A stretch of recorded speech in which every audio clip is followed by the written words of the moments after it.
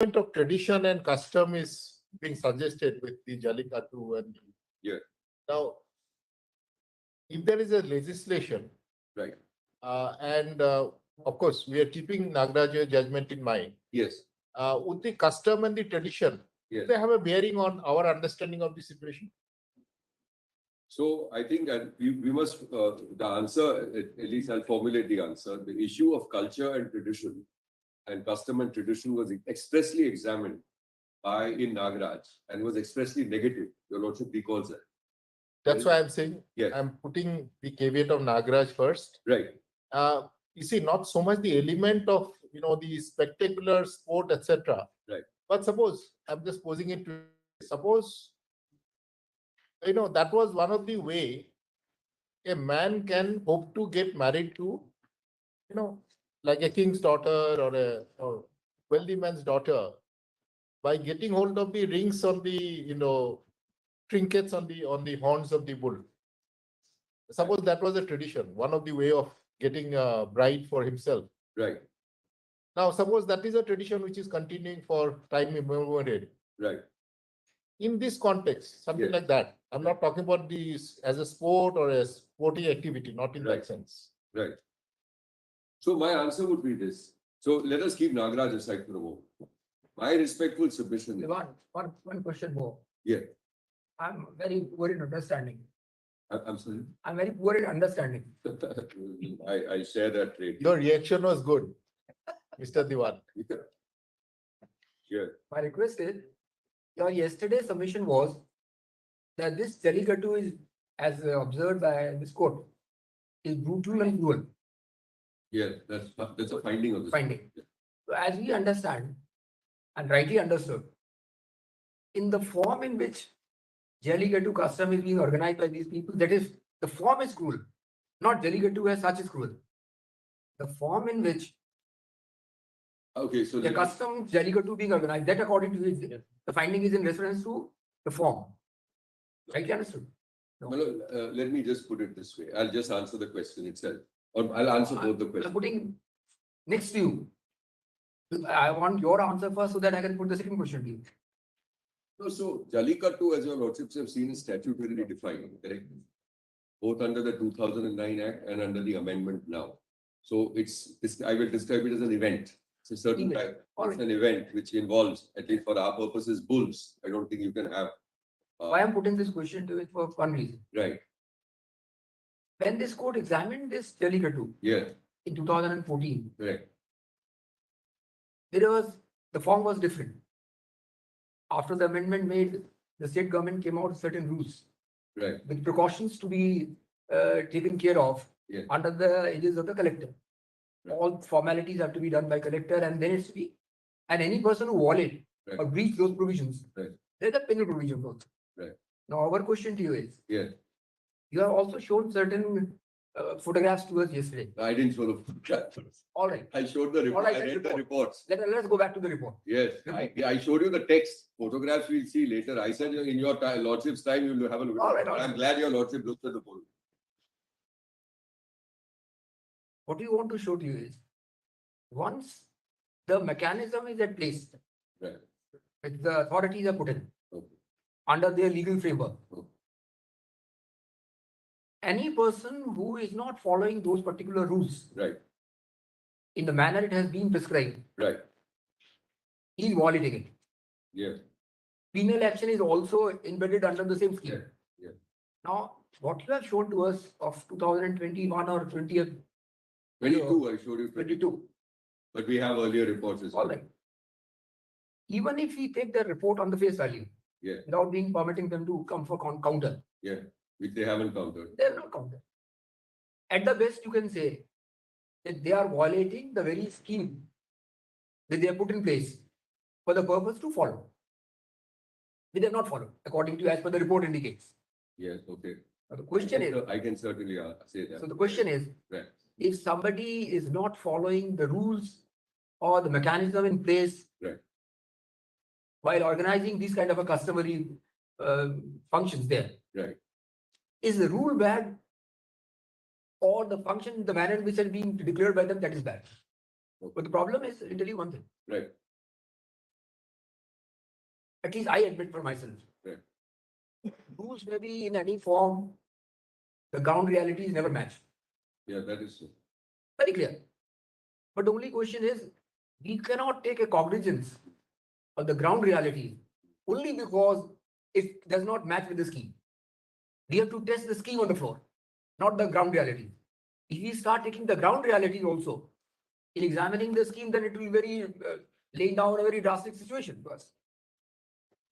Okay, I think these are So- valid concerns. So So these let are me- our concerns.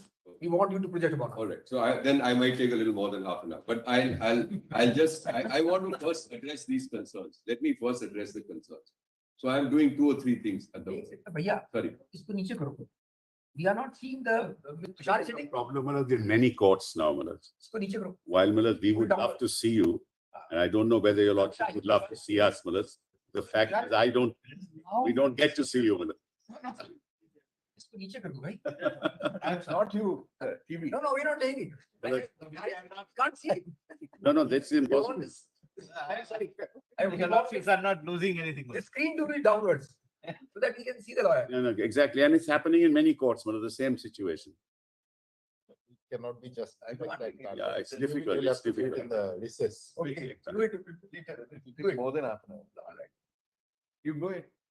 Yes, now I'm answering the question.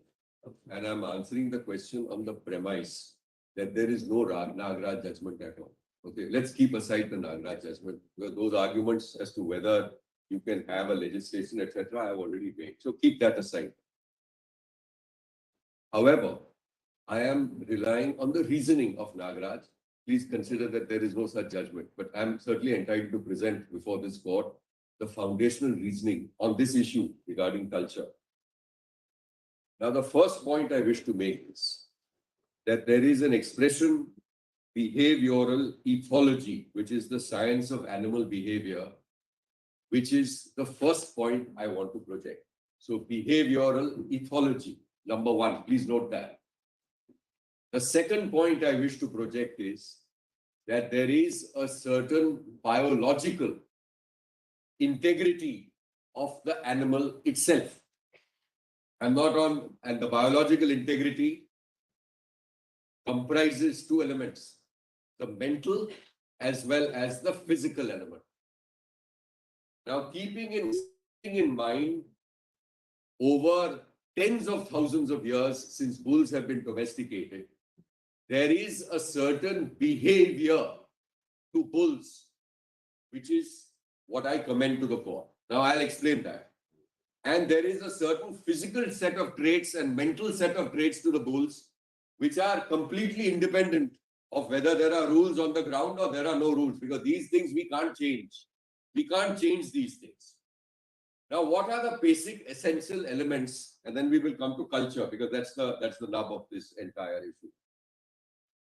What the science tells us is that the manner in which a bull is structured as an animal, in contrast to a horse, for example, is number 1, the manner in which its legs, its hooves, all of that is discussed in detail. It may not have been read to your lordship, but it's all discussed in detail. Para 43. Yes, your lordship is correct. The way it is, the body structure is that if you are going to engage these bulls in a highly stressful situation, they are going to likely seek to flee. And by keeping them in a pen or keeping them in an enclosure and getting people, as your lordship says, to try and mount the bull, etc., in whatever manner, amounts to per se cruelty. So now let me just step back a minute. Let me just step back. Well, now I'll keep aside the bull. There's a notification which your lordship should have seen from the judgment in Nagraj, but we're not citing the Nagraj. There was a notion of performance animals. And your lordship may recall that there were, at least I recall as a child, going to a circus where there would be, for example, there would be tigers, for example, and there was a lion tamer of considerable fearlessness and courage, etc. And there were a whole series of animals which would come in the course in the circus ring. Then we developed the law and found that this itself, having regard to the nature of animals, these are not really performance animals. These are not performance animals, and therefore it amounted to cruelty per se. So, I mean, the ringmaster may be cracking a whip and not actually, the whip may not be actually touching the beast. So it's not as if the beast is actually being hurt or whipped or lashed. He may be doing it for show as far as his audience is concerned. But the fact that you cage the animal, the fact that you perform the animal within that enclosure, even without hurting him or it or whatever, it still amounts to cruelty in the larger sense. Yeah, I hope I've made myself clear. So therefore, a whole set of performance animals were taken out from circuses. And we have rules under the Prevention of Cruelty to Animals Act, etc. And performances today, therefore, in India, you cannot have these type of performances with lions. Why? With lions and tigers. Why? The reason is that is per se cruel, having regard to the nature of the animal, having regard to its body structure, having regard to its well-being. So you may have a tradition, but this has been found to be something, as science advanced, as we developed our understanding of knowledge and animal behavior, etc., bad. Now let's come to bulls. So all of that is now out of the window, it's closed and it is over. Now we come to this nature of this very important question on culture, for example. What the court found, and what I am commending to the court, even without relying upon the judgment, essentially is that converting a bull into a fighting animal. Now you will find that expression also in Nagaraj's case. The whole notion and the focus is fighting animals, making it fight in whatever manner. Its whole reaction of the animal is to flee, actually, if it finds danger.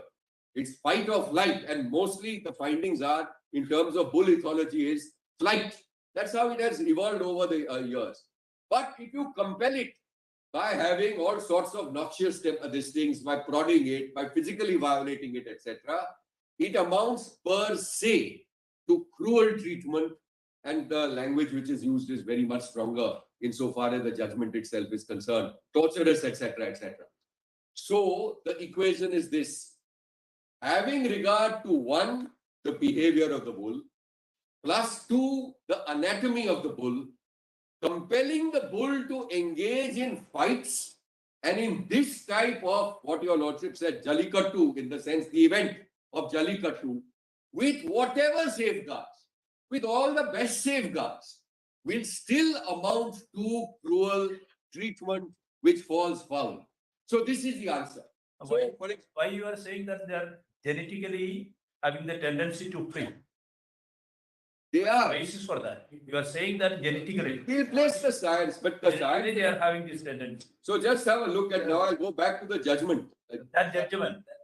No, the judgment is recorded Based on the report. on the basis of The report. No, not on the report. So let me just tell your lordships now. Diwan- Now I am answering this question. Only one thing I want to. Yes, of course. My current president has done his graduation in zoology. Yes. Okay, Melon, then I'm at a disadvantage. But let me. That's why we want to know. That is why you say explain genetically. No, so let me just answer that, Melon. It may not be sort of comport with zoology, but I'll just explain the situation as I understand it on the basis of the findings here. And actually, we've got a huge amount of other material which is zoological, but I didn't have the courage to place it before the court, but now I will, because we'll place that also material before the court. So essentially, it is this. As far as the behavior is concerned and the zoological elements are, the behavior, first of all, I'm on the behavioral aspect. The behavioral aspect, this court, after a study found, on the basis of studies which were placed before it found, that look, there is a flight or fight response which is programmed into this animal over millennia. That's one. And the second element of the zoological element is that the manner in which this bovine creature is structured is such that compelling it to fight, not fight one, even fight amongst it, would amount or cross the threshold insofar as cruel treatment is concerned. So it's based on science, and it's based on an evaluation of the science. Now, it could well be that you have a situation where the science might evolve at some point of time, and the science may be different. But today we have the advantage of that happens because scientific studies, that's the nature of science. You question a situation, and you find data and material in the future. But the overwhelming material and the data is that as far as the science is concerned, as far as bulls are concerned, they are not, in the manner of speaking, for a contest or a fight biologically between humans and the bulls. That's one. And given I don't want to repeat myself, the element would be. So, let's to answer the question. Yes, there may be a tradition. Let's call it a tradition, or there may be an age-old custom. However, that in itself, with all the protection, would still amount to cruelty. That's my short answer. With all the protective measures, it would still amount to cruelty, and it would be cruelty on this particular species as a whole generally, and it would be cruelty to the bulls which are in the performance arena. These are not performing animals, and therefore the element of cruelty comes in. And so it can't be trumped according to us. Okay. Yes, Mr. sorry. Diwan, perhaps But I'll revisit these you paragraphs. have tried to answer this, Yeah, but my question still remains. Yeah. I'll just put it once again. yeah, You have looked into the element of cruelty so far as the bovine animal is concerned. that's right. Yeah. I have looked at But- it primarily. I'm also looking at the cruelty to the young man Yeah, who is pining to marry the daughter of the local landlord, right. and that Jallikattu is the only chance for him to woo that girl. I'm not saying it in a lighter vein. Right. Suppose that is the only opportunity available for the young man Yeah. to marry the daughter of the local landlord, Right. Who has a bull racing or Right. bull available in a Jallikattu function. Right. What about the cruelty to that young man? I don't think it's cruel at all.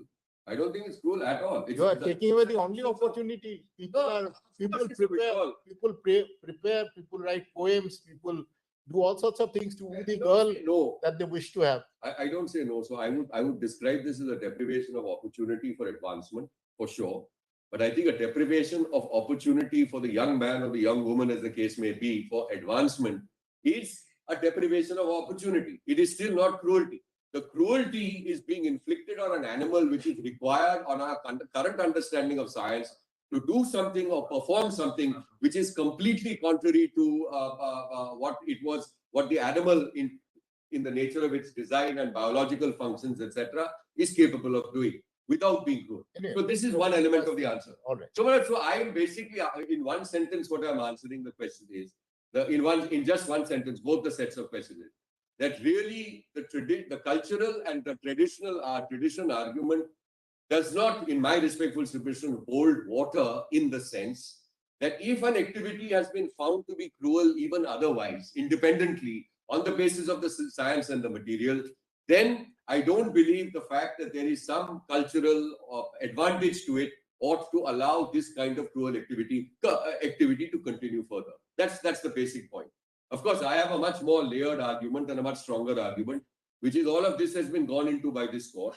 It's all been examined threadbare, and having recorded findings of fact and not been reopened in review, I don't think there is and there's no material on the record which seems to suggest it's not. So now let me just come further, and this is something which is worth noting.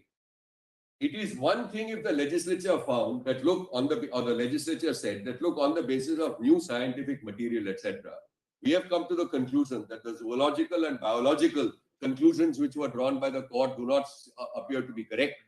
And in fact, this is the material which is on record.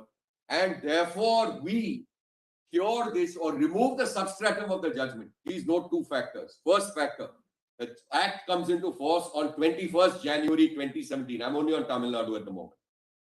So it is prospective from 21st January 2017. It does not even purport to take away the foundational basis of the judgment insofar as factual determinations on the aspects which I have just mentioned are concerned. Because you can have situations where you have that, we find that the court was misguided, etc., etc. And we said that Jallikattu was never practiced and it was always good for the bull, etc. And the bull enjoyed it or whatever it did. And therefore, we are taking away the boundary. So that this is not such an act at all, which is in the nature of correcting or removing the foundational basis of the judgment. By operating from 21st January 2017 into the future, it maintains this judgment. Please note that. It maintains the judgment insofar as the finding, it does not even purport to. The other submissions is whether it could have done it even for the period prospectively are different. But this is not a case where the substratum of the judgment is sought to be removed. It's just an alteration which is being made for the purposes of the way forward. That's a very, at least according to us, that's an important criteria which the court will keep in mind.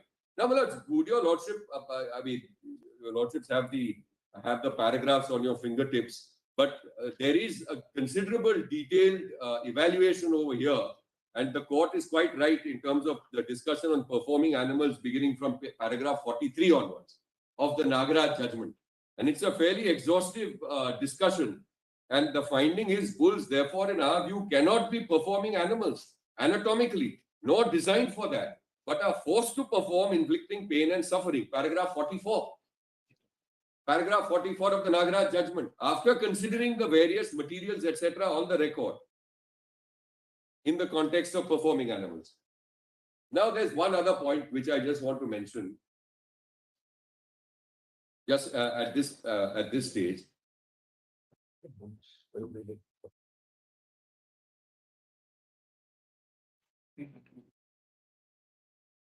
Yes.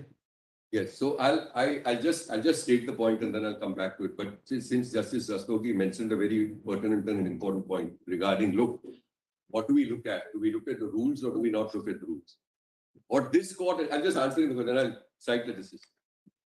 What is to be looked at is the effect of the law. And just broadly, what this court has held is that when there are infringements of fundamental rights, etc., there is a cosmetic law. You're right. There is a cosmetic rule. There's a cosmetic provision, etc., which says X should happen and Y should happen. But ultimately, what is the ground effect of the law? That is what is to be tested. Whenever there is a complaint to the court that some constitutional or other provision is being infracted. But effect of the law. Menaka Gandhi. So, yeah, so I will cite that. Should I cite it right away? Just give the list.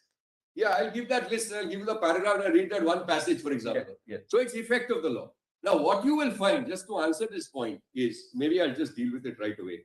So your lordship may just note, since we are on it, that the citation for Menaka Gandhi, you may just note, is 1978, 1 SCC 248. Paragraph, you can just give the. Yes, assistance, according to me, will be paragraph 19, last part, and I'll just give you the page 299. We'll go through it. Yes, I'll just read the 10 lines, which I'll just read. The passport. Sorry, yes, the passport. Correct. So I'm on the relevant portion that I'm relying on. I'm relying on 2-3 other paras, 16, 19, and 20. But I'm just now I'm reading just now 19, part of 19 on page 299.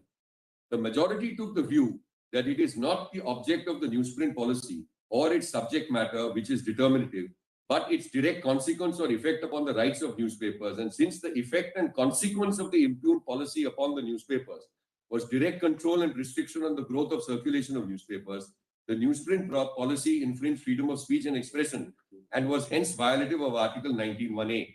The pith and substance theory was thus negatived in the clearest terms. And the test applied was as to what is the direct and inevitable consequence or effect of the impugned state action on the fundamental right of the petitioner. It is possible that in a given case, the pith and substance of the state action may deal with a particular fundamental right, but its direct and inevitable effect may be on another fundamental right. And in that case, the state action would have to meet the challenge of the latter fundamental right. The pith and substance doctrine looks only at the object and subject matter of the state action. But in testing the validity of state action with reference to fundamental rights, what the court must consider is the direct and inevitable consequence of state action. Otherwise, the protection of fundamental rights would be subtly but surely eroded. So the point being made is, by all means, look at the rules. And I'll have something to say on the rules as well. But ultimately, you had a 2009 Act, and there was a very abysmal state of affairs. You now have a 2017 Act along with the rules. And that state of affairs continues, even though there may be some window dressing in the sense they'll show you some photograph. They didn't contradict any of our specific, I showed you one report, but we have reports for each of the years, which we placed on affidavits by way of IAs, etc.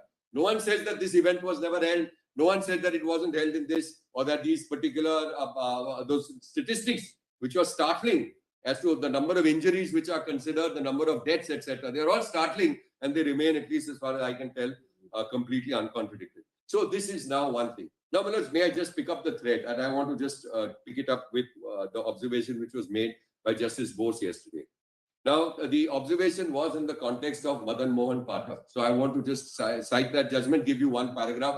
I'll like as yesterday, I'll summarize the facts and just tell you. So Madan Mohan Pathak is a decision of 7 learned judges. It is reported at 1978 to SEC, page 50. And I'll just indicate what happened over there. The Calcutta High Court had issued a writ of mandamus. And the mandamus was in respect of payments being made, etc., pursuant to a certain settlement, LIC. There was an amendment, there was an act to the, there was an amendment by which the effect of this was taken away. What our court held was, and this has been now, your lordships know, Madan Mohan Pathak has consistently followed, that a mandamus cannot be undone through legislation. That's a very, very important principle. A mandamus cannot be. And the relevant paragraph is paragraph 9 at page 67 of the SEC report. And here again, your lordship, we've given, of course, the citation, but I'll just read those 5 or 7 lines. Here the judgment given, it's on page 67. Here the judgment given by the Calcutta High Court, which is relied upon by the petitioners, is not a mere declaratory judgment, holding an impost or tax to be invalid, so that a validation statute can remove the defect pointed out by the judgment, amending the law with retrospective effect and validate such impost or tax. But it is a judgment giving effect to the right of the petitioners to annual cash bonus under the settlement by issuing a writ of mandamus, directing the Life Insurance Corporation to pay an amount of such bonus. If by reason of retrospective alteration of the factual or legal position, the judgment is rendered erroneous, the remedy may be by way of appeal or review. But so long as the judgment stands, it cannot be disregarded or ignored, and it must be obeyed by the Life Insurance Corporation. We are therefore of the view that in any event, irrespective of whether the impugned act is constitutionally valid or not, the Life Insurance Corporation is bound to obey the writ of mandamus issued by the Calcutta High Court and to pay the cash bonus for the year so-and-so 75, 76 to class so-and-so employees, etc. So a mandamus cannot be undone. Now, a mandamus so I'll just build on this, on the point which the question which came a little earlier. Please note, this is not a case of a validation statute which has taken away the basis. This is the case, I would argue, even if we are wrong on everything else, this is a case this is an act operating on and from 21st January 2017 insofar as Tamil Nadu is concerned.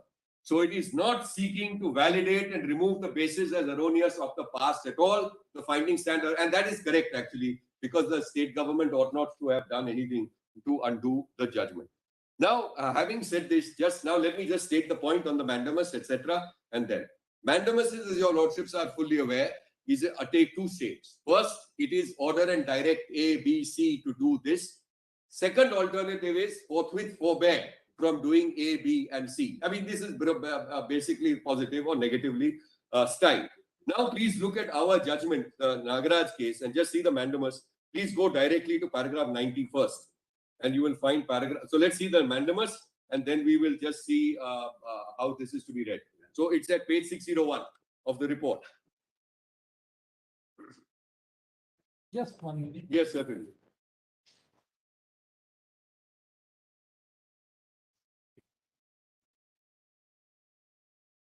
So, of course, there were the general arguments on separation of power, but now this is a very specific argument. If there's a mandamus, it has to be obeyed, it can't be undone. Possibly the argument of state would be Yeah, that the foundation on the basis of which yeah, Nagaraj found the yeah, particular acts to be cruelty to animal, yeah, those were being removed yeah, but through the amendment and the rules. Right. Possibly that would be the state stand. I think that's right. Your Lordship is correct. So that kind of cosmetic removal by amending some definition and putting an exception clause here and there is not going to help the state according to us, because what is inherently cruel remains inherently cruel and you can't undo it. No, because sorry. some forms of cruelty have been retained by this PETA itself, like slaughtering animal for religious purpose. Correct. I'm not by the. So here legislature has chosen to decide which part of cruelty should be prescribed Yes, you're right. and which cruelty should be permitted. Right. So here, to what extent we interfere with the legislative exercise Right. and interfere into their power to categorize which part of cruelty would be permissible, which part of cruelty would not be. I agree. I will endeavor to answer that. That's important. So now just have a look, if your Lordship would, at page 601. Please go to, page 601 of the report. So just have a look at paragraph 90. We therefore hold that AWBI is right in its stand that Jallikattu, bullock cart races and such events per se violate sections 3, 11(1)(a) and 11(1)(m)(2) of the Prevention of Cruelty Act, and hence we uphold the notification dated 11/7/2011 issued by the central government. Consequently, bulls cannot be used as performing animals either for Jallikattu events or bullock cart races in the state of Tamil Nadu, Maharashtra, or elsewhere in the country. So this is a mandamus as we understand it. So apart from all the general arguments we have made, this is specific. You will forbear from allowing bulls to be used for the various reasons which we have given. Then what it does in the operative directions is, so it issues this declaration, it issues this forbearance in 90, and then it expands it, the operative directions in para 91, it goes to a larger scope, to the 5 freedoms with regard to animals, and your Lordship will say, therefore, that as far as the directions which are subsequently contained, 91.35, etc., are more generally worded, not just confined to bulls, but for animals more generally. So that is something which your Lordship should do. Now, since we are 91.3 and 91.5 are also very specific on this in terms of the mandamus, governments are directed to take appropriate steps to see that persons in charge or care of animals take reasonable measures to ensure the well-being of animals. And 91.5, so-and-so is directed to ensure that the provisions of section so-and-so are scrupulously followed, meaning thereby that the person in charge or care of animals shall not incite any animal to fight against a human being or another animal. Now, this is a very general direction which is being given. And I don't believe, so this, anyway, I've made the point, which is that this deserves to be followed right through. It can't be undone. And you may just note, since we are on this, in paragraph 24, para 24 of the same judgment, which is at page 578.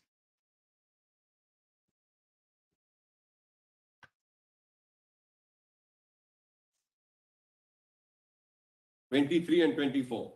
Now, this is before the judicial, so I should mention, the judicial consideration comes later on in the judgment.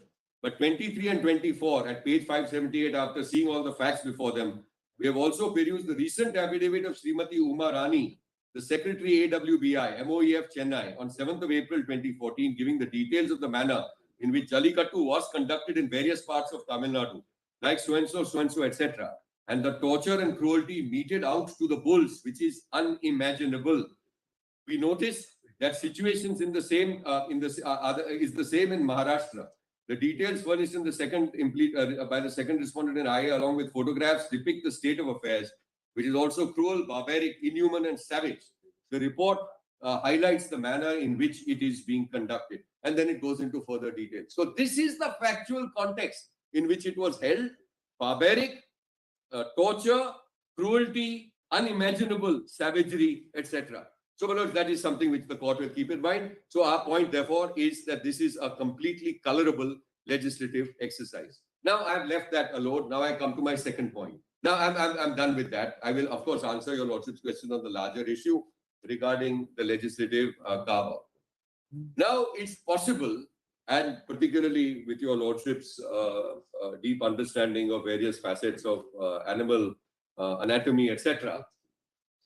When the question arises, would a larger bench, because your lordships are sitting in a larger panel now, and the question arises as to whether it would be at all prudent to overrule. So I'm on two. One is legislature can't do it. Now I'm done with that point.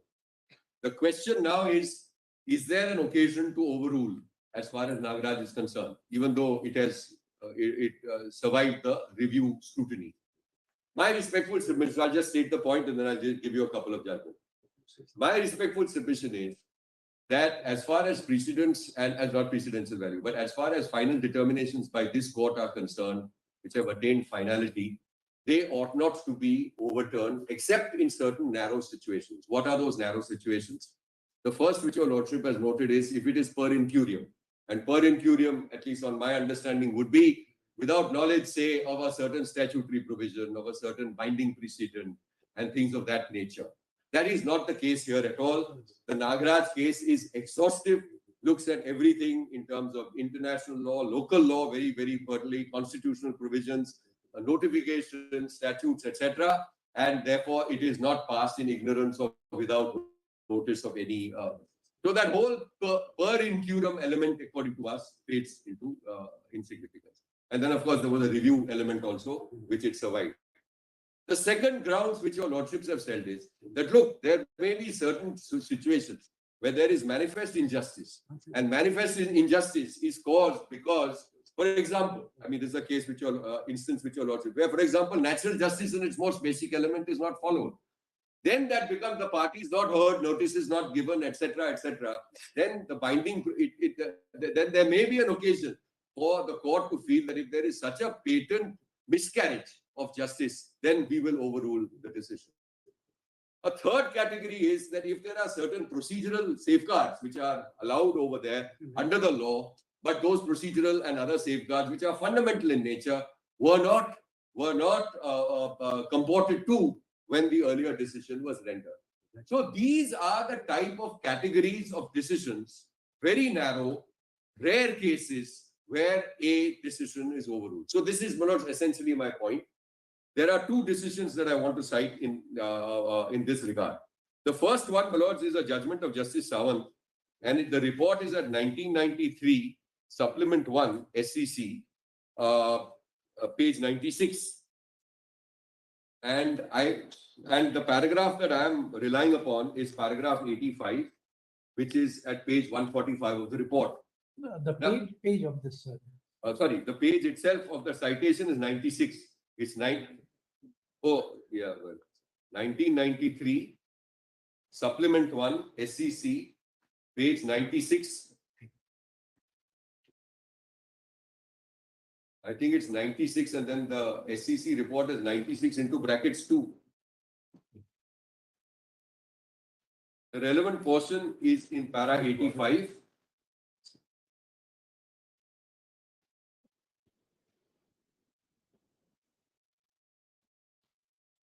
Your lordships have this Kaveri water disputes case? Number 2. Yes, number 2. Correct? Number 1 and 2. 1 and 2 is a reference. Reference. That's part of it. That's absolutely correct. Now just see the concise manner in which our court, sitting again in a constitutional bench. This was that interim order controversy. This was on Whether it had power to issue the interim order. This was on the reference. All of this has been considered in the natural resource reference also. Yes, you're right. You're correct. Correct. So the portion I am relying upon in para 85 is about a few lines down. The decision of this court on a question of law. Your lordship has it. The decision of this court on a question of law is binding on all courts and authorities. Hence, the said clause. Hence, under the said clause, the president can refer a question of law only when the court has not decided it. Secondly, a decision given by this court can be viewed only under Article 1, reviewed only under Article 137, read with Rule 1 of Order 40 of the Supreme Court, Rules 1966, and on the conditions mentioned therein. When further this court overrules the view of law expressed by it in an earlier case, it does not do so sitting in appeal and exercising an appellate jurisdiction over the earlier decision. It does so in exercise of its inherent power and only in exceptional circumstances, such as where the earlier decision is per incurium or is delivered in the absence of relevant or material facts, or if it is manifestly wrong and productive of public mischief. See Bengal immunity. Under the Constitution, such appellate jurisdiction does not vest in this court, nor can it be vested in it by the President under Article 143. To accept Sri Nariman's contention would mean that the advisory jurisdiction under Article 143 is also an appellate jurisdiction of this court over its own decision between the same parties, and the executive has a power to act, to ask the court to revise its decision. If such power is read under Article 1, is read in Article 143, it would be a serious inroad into the independence of the judiciary. So the point which we try to encapsulate here is it per incurium, Nagraj? The answer according to us is no.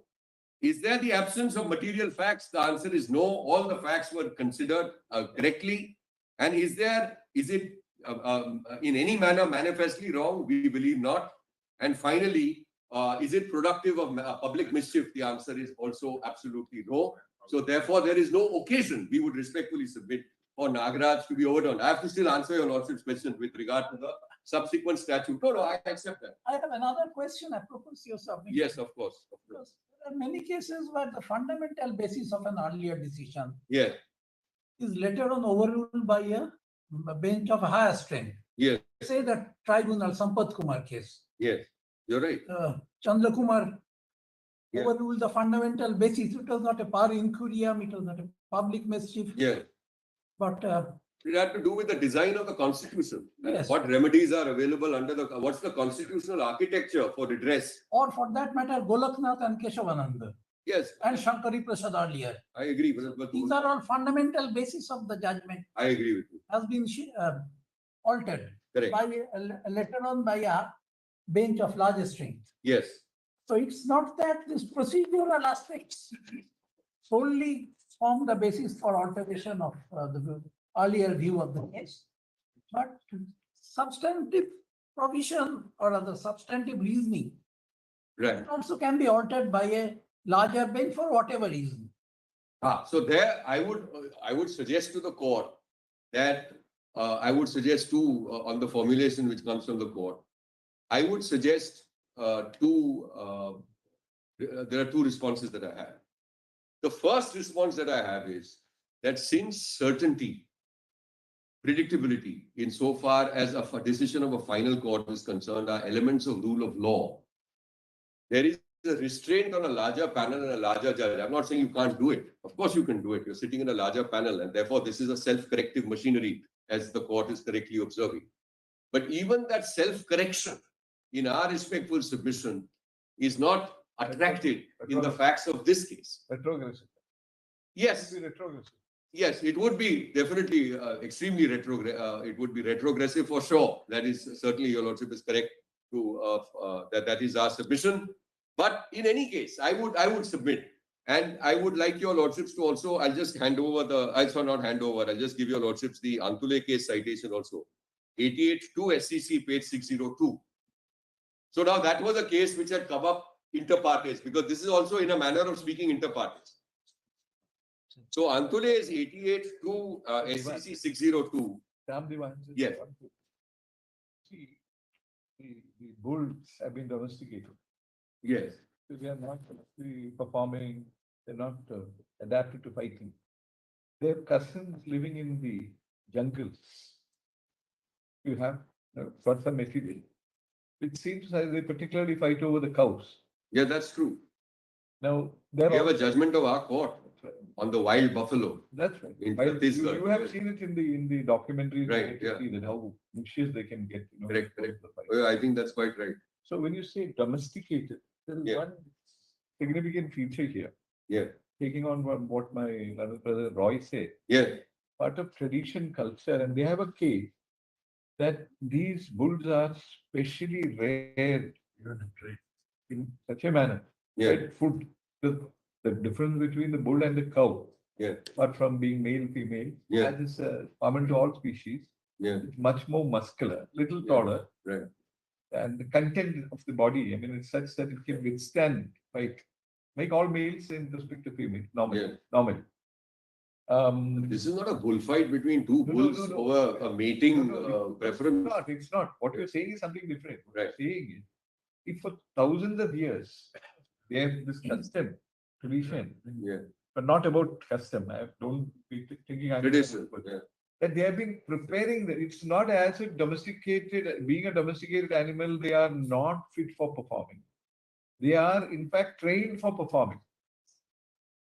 Centuries, they have trained, this is a tradition which has been handed down to them. So they are actually, they are honed, especially sort of adapted. Not the, ordinarily domesticated bull everywhere. Like you have, material which show. I don't think that's the case, but I'll just check up. They have that key. No, They are being rare, they treat them with the greatest affection otherwise. That's their cases. It is not as if they are antagonistic to the bull. They rear them, they treat them like a member of the family. And finally, when this just part, you see, for example, there are two ways of looking at it. Man always has an interaction with animals. yeah, it does. Man has an Correct. interaction. It is at various levels. You Correct. can be playful with your animal. The animal may even be hurt in the course of that playful encounter. Nobody will say it's cruelty. I don't think you will say it's cruelty. You have a dog, you play with it, you make it run, you do like all kinds of things. Nobody calls it cruelty. Only when it touches a particular level, like we put artificial things, chili into the eye, things like that. Oh, Or Ron. serum. Yeah, obviously nobody will permit that to happen. No, That is obviously. what was happening earlier. Obviously, where does your lordship arrive at that? Obviously, it is being happening and it continues to No, happen. we are saying it was happening and it was wrong. We are not for a moment saying that the court, that is where the courts came in, stepped in and said that is wrong. Right? That is Correct, not correct. going to happen at all in the future. But it's Unless we happening. say- I have given you all those reports which are not What contradictory. my learned brother here said, we have to look at what the rule provides for. We'll have to see that it is ensured, that it is guaranteed, that if the rules are complied with. We can't be proceeding on the basis that the rules will be violated and therefore the rule is bad. No, okay, so let me respond to that. So first of all, the rule is being violated and it's being violated wholesale because I've given you uncontradicted material, which is, I've read it only from 1 year, but that 1 year report of 2022 also summarized what was found in the previous years in the text portion of it. So it's an extraordinarily cruelty. So now let's just, I'm going to respond to this point itself. First point that they are specially trained.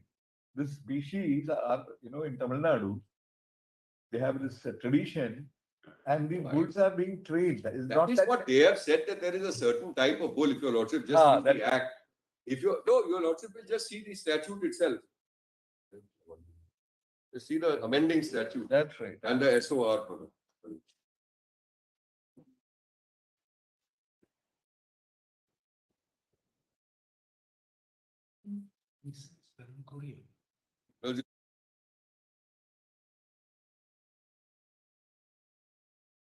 One more thing. no, Oh, volume. besides- Yes. Besides peroncurium, is it a case of a subsilentium? That is also one of the grounds, which can be gone into by taken into account by the higher court. Sub-silent. Sorry, but I didn't follow the question. You said that, normally when a decision is there, Yeah, the bench of course, the more strength. right. Of course, whether they can look into that question. Yes, You said that, of course, peroncurium, that can be gone into. yes. But at the same time, a case of a subsilentium can also. So let me answer this issue on sub-silent. I'll just formulate my answer.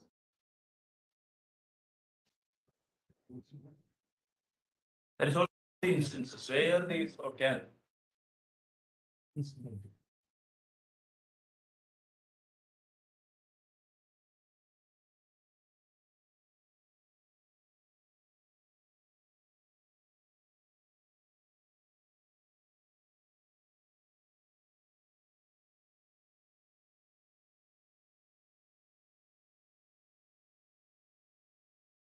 On that possibility. Besides peroncurium, subsilentium,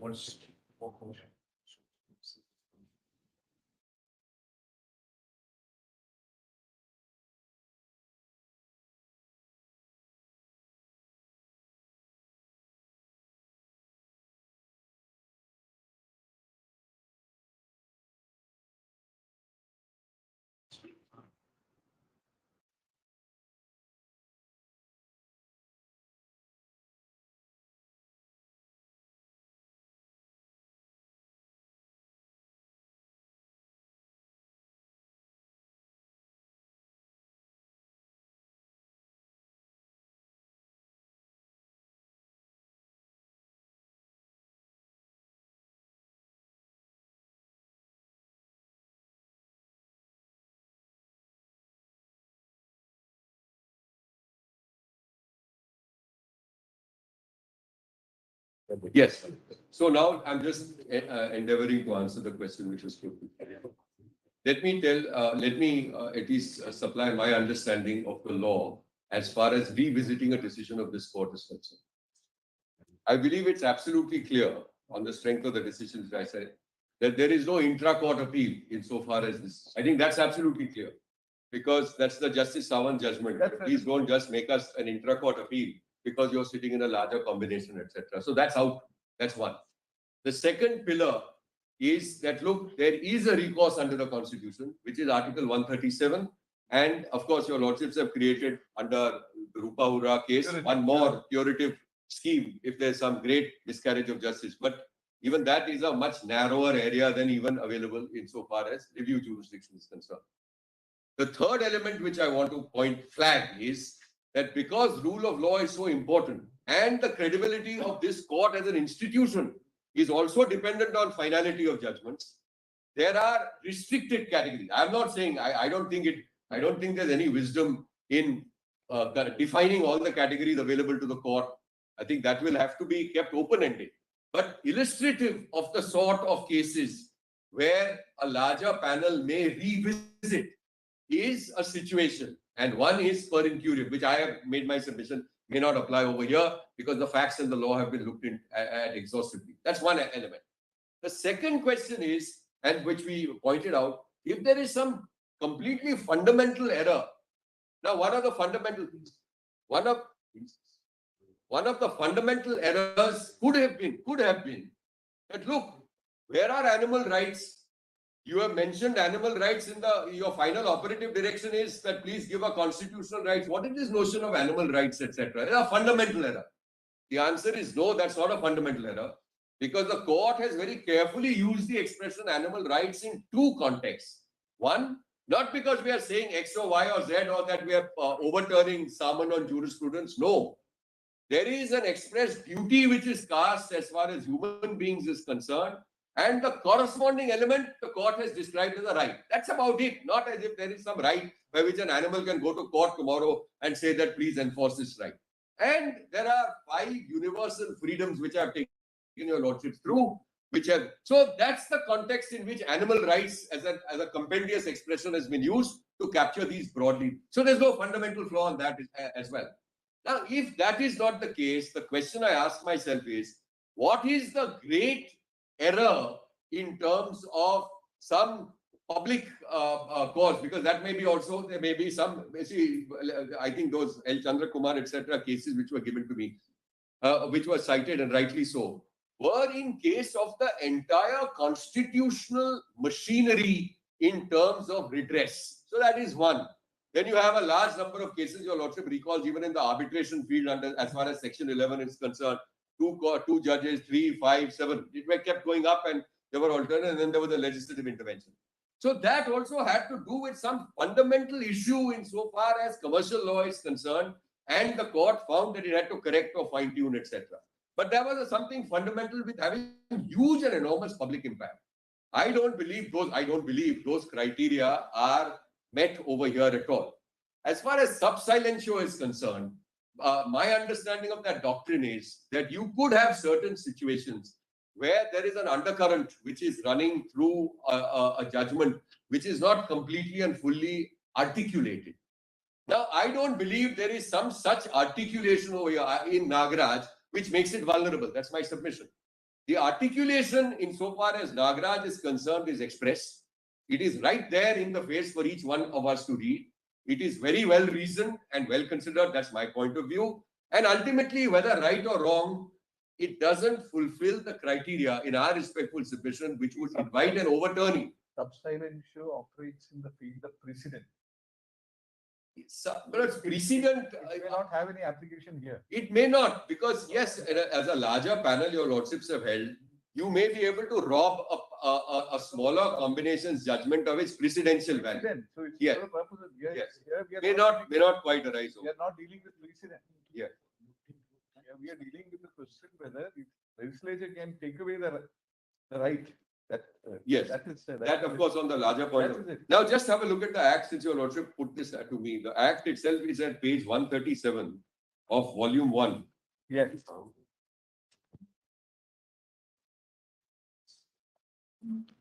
I'm not taking you through the analysis because Mr. Luthra has already done so, but I thought I'll just point out page 137 of volume 1 of the convenience compilation. An act to amend the Prevention of Cruelty to Animals Act 1960 so as to preserve. 1 second. Sorry. Yes, I'm so sorry.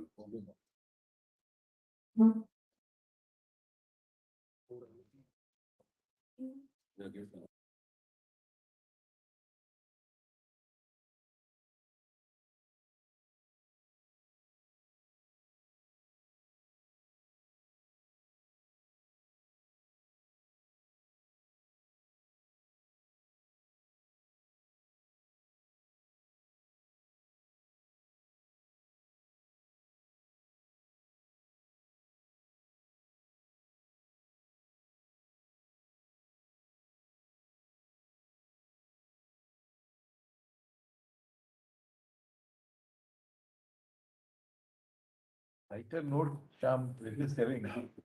We are actually never asked the bulls whether they would like to have a run with a human being. Give it back to them for what they have been doing it to. There was an opportunity for them. There's a famous article, which was a scholarly piece written by an American scholar in, I think, the Yale Law Journal in the 1970s on should trees have standing? Should trees have standing? And so then he explained it in as to why trees should be given standing, which was a question which your lordships also had come up. Let's give them standing so that they can, whatever, forest rights, etc. Then there was I can only describe it as rather cheeky and cute response which came in some Harvard Law Journal or something, where he says exactly what your lordship said.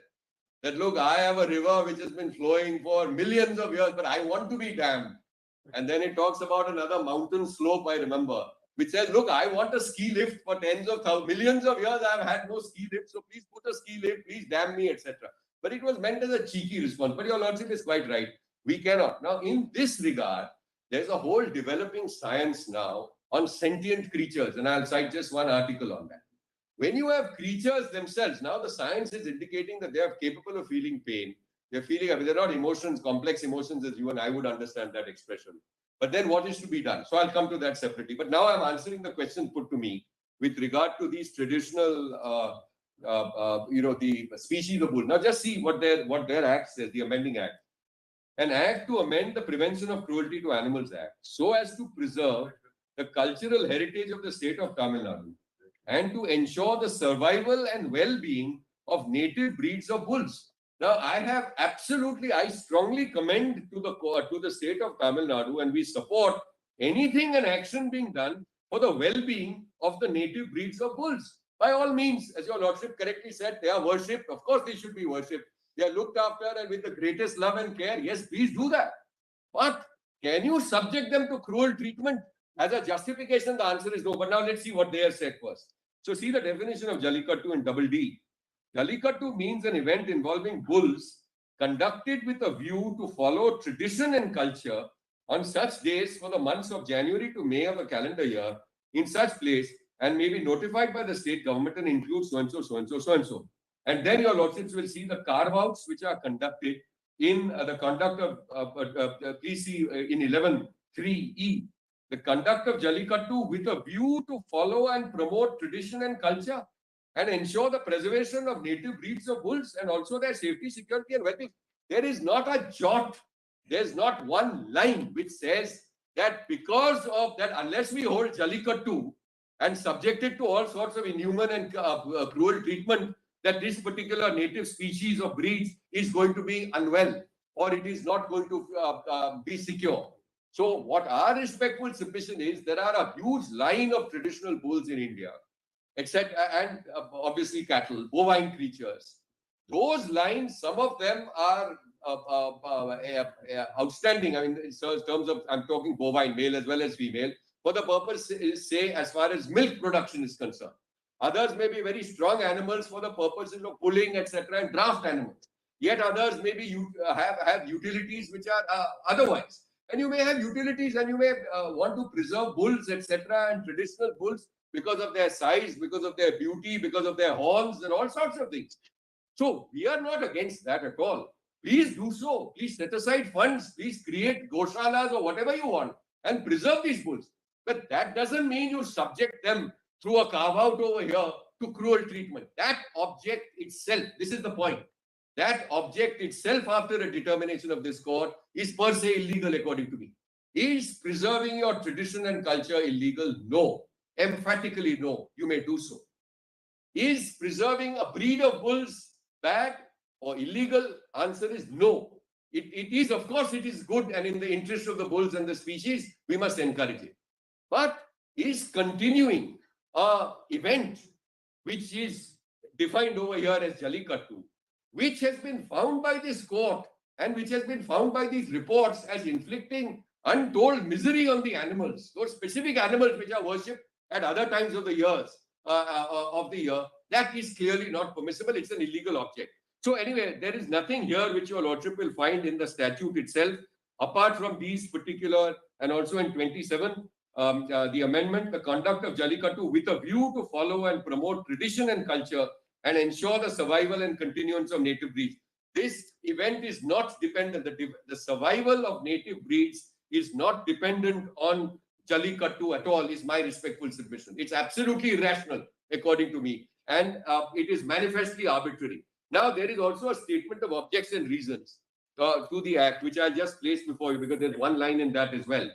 And I'll just indicate, it refers to the Supreme Court judgment in Animal Welfare Board, has found that the conduct of Jallikattu is violative of the provisions of the Central Act, particularly 3, 11, and 22. Considering the vital role played by the event of Jallikattu in preserving and promoting tradition and culture among the people in large parts of the state of Tamil Nadu, and also considering the vital role of Jallikattu in ensuring survival and continuance of native breeds of bull, the government of Tamil Nadu has decided to exempt the conduct of Jallikattu from the provisions of the Central Act 59 of 60. Therefore, the government has decided to amend, etc., etc. So I would respectfully submit that when you apply the traditional test under Article 14 of having some sort of a reasonable classification, for example, that is not met, because here, frankly speaking, while the state might have an objective with regard to a particular type of bull, there's nothing on the ground to show that there is X or Y or Z. But those bulls must be preserved. I'm not saying that line must be preserved. But this is not a condition, precedent, or even a requirement for preserving that line of native breeds at all. There's no rational nexus at all, and certainly not if it is subjected to this kind of inhuman and cruel treatment. That's my respectful submission. Why you're on Article 14? Yes, yes. Also raised the argument based on Article 14. Yes. Because 21, almost you have given up. Actually, you are not pressing that line of argument. 19 is obviously not available because the bull is not a citizen. But 21, I told your lordships, We have already said that. I mean, we have taken note. and you recall, I read that report about people dying. People dying. That argument is there. Actually, Yeah, it's so- not the animal as such being a. No, and then I gave that penumbra argument, but your lordship is saying is absolutely right. I am not saying the bull has an Article 21 right. If that's the question being put to me. No, we are putting something in. Yeah, but there's an element of dignity. You brought in manifest arbitrariness. Yes, that's 14. And that's dignity, very- because very- dignity is an important asset. Other council will develop it. That's- Dignity under 21 is an important facet of 21. That's right. And maintain, once we have a judgment of this court, apart from the non-retrogression argument,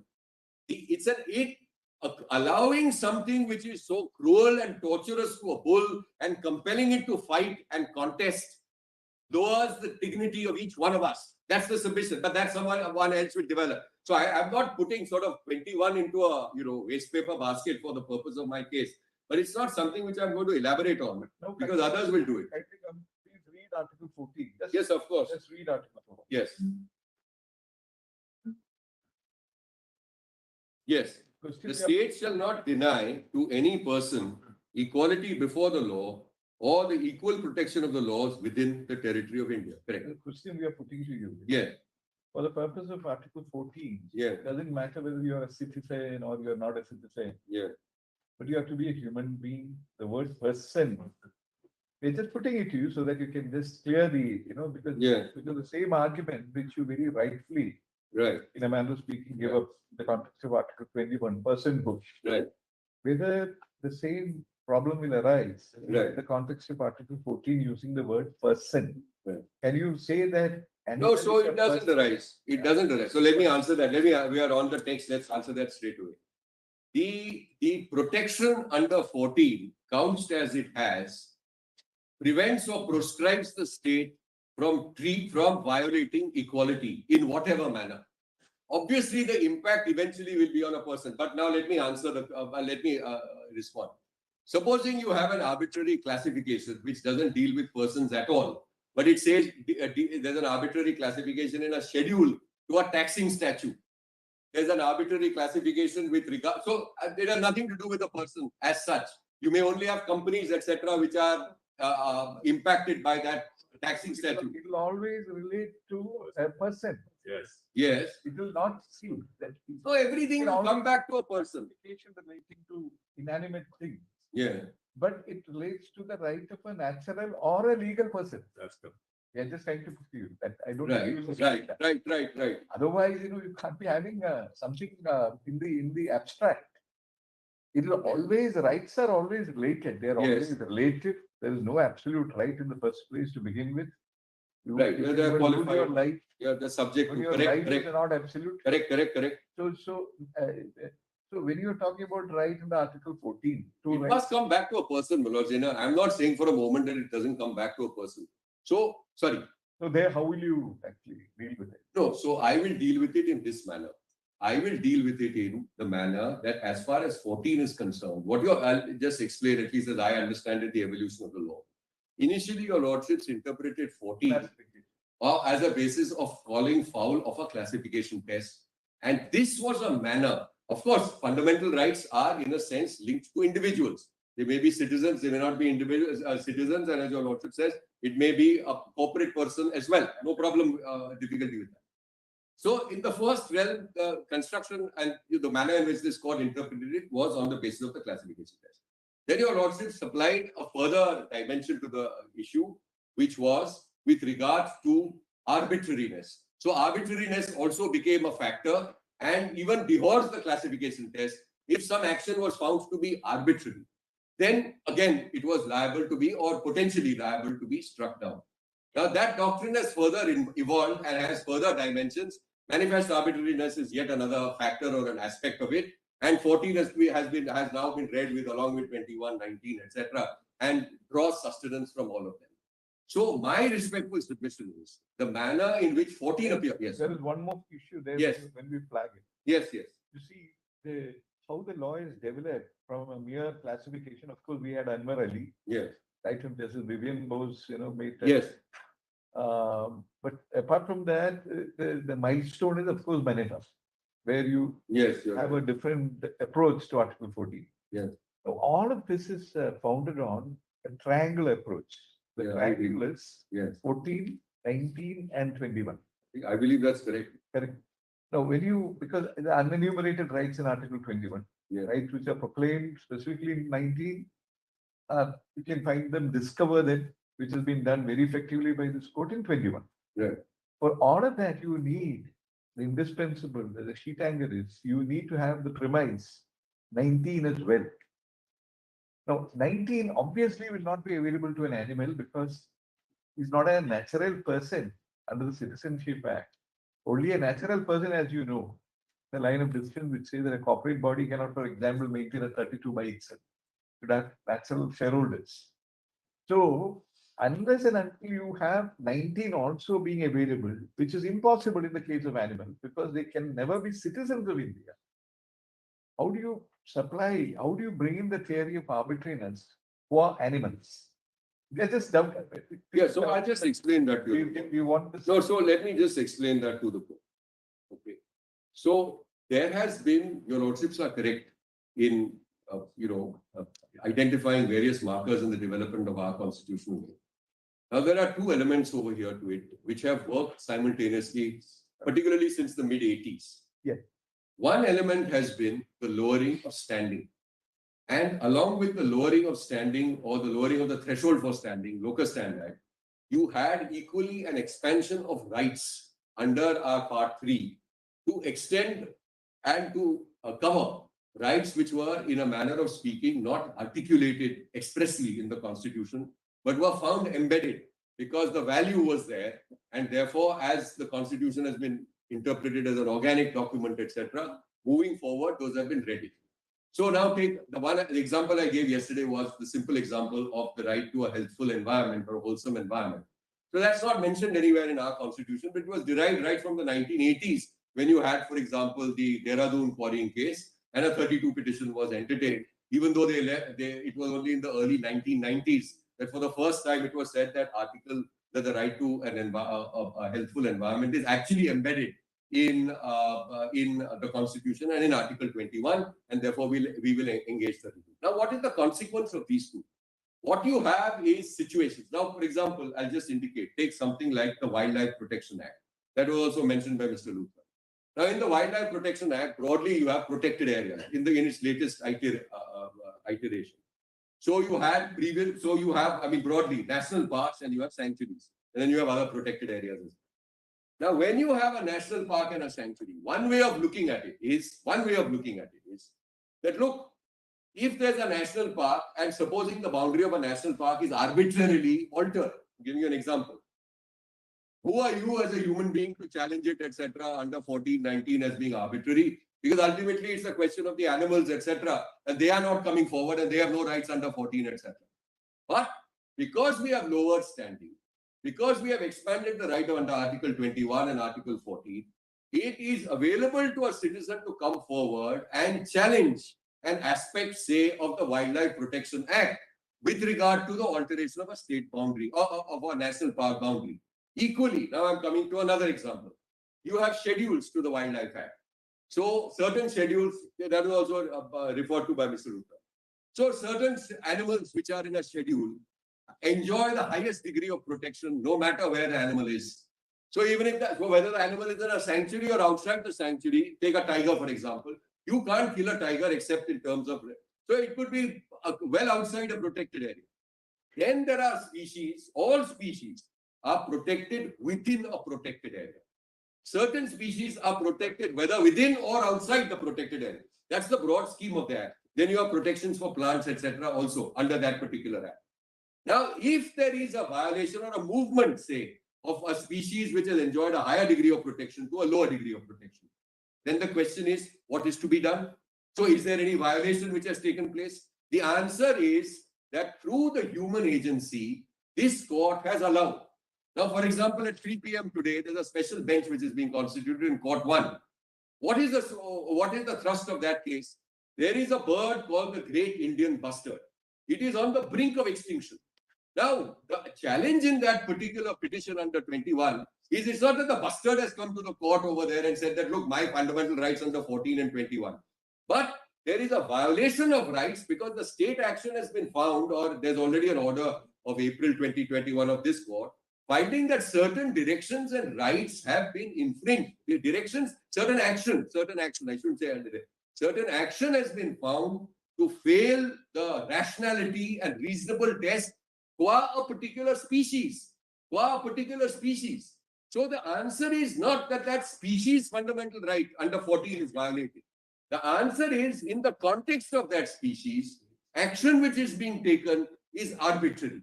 And that allows an individual under the lower threshold under Article 14 to approach the court. Of course, a person may be right, a person may be wrong. But the threshold point which your lordship is correctly putting to me, that look, if it is not, if 14 is meant only for a person and 21 is only meant for a individual human being, then what happens insofar as bulls are concerned? So through a human agency, whether it is an animal protection agency or whether it's a statutory board like an animal welfare board or whatever. So what's our case? Just go back to the Nagaraj case. That's before we had this act. What were the broad thrust of the case at that time, the earlier round? The broad thrust of the case was that, look, you have, apart from, I'm keeping aside this business about legislative competence, keep that aside for a moment. The point was that, look, you have a statutory board called the Animal Welfare Board, etc. This and the state, which is under a constitutional duty to protect bulls, is failing to do so. And the court, alive to this consideration and constitutional duty and responsibility, enforced it through its judgment. Now the judgment is available to us. So this is broadly how I would respond to 14. And I would respectfully submit that I don't think, I mean, of course, there's no second guessing what the state of Tamil Nadu will argue or any of the other states. But my sense is that the law has developed now by which an individual or a group or a registered society acting bona fide can approach this court and point to certain actions which are arbitrary, etc. So arbitrariness comes in another manner as well. It is a facet. It's a, when you have, if we are right, or even if if we may not eventually be right, but if there is some case for consideration, let me put it no higher than that, where a state seeks to overrule a Supreme Court judgment and breach the doctrine of separation of powers, which is fundamental to our constitutional scheme, I believe a group can bona fide come before the court. Your Lordship will put each group to the test and say that, look, are you really bona fide or not? That's a separate answer and a threshold.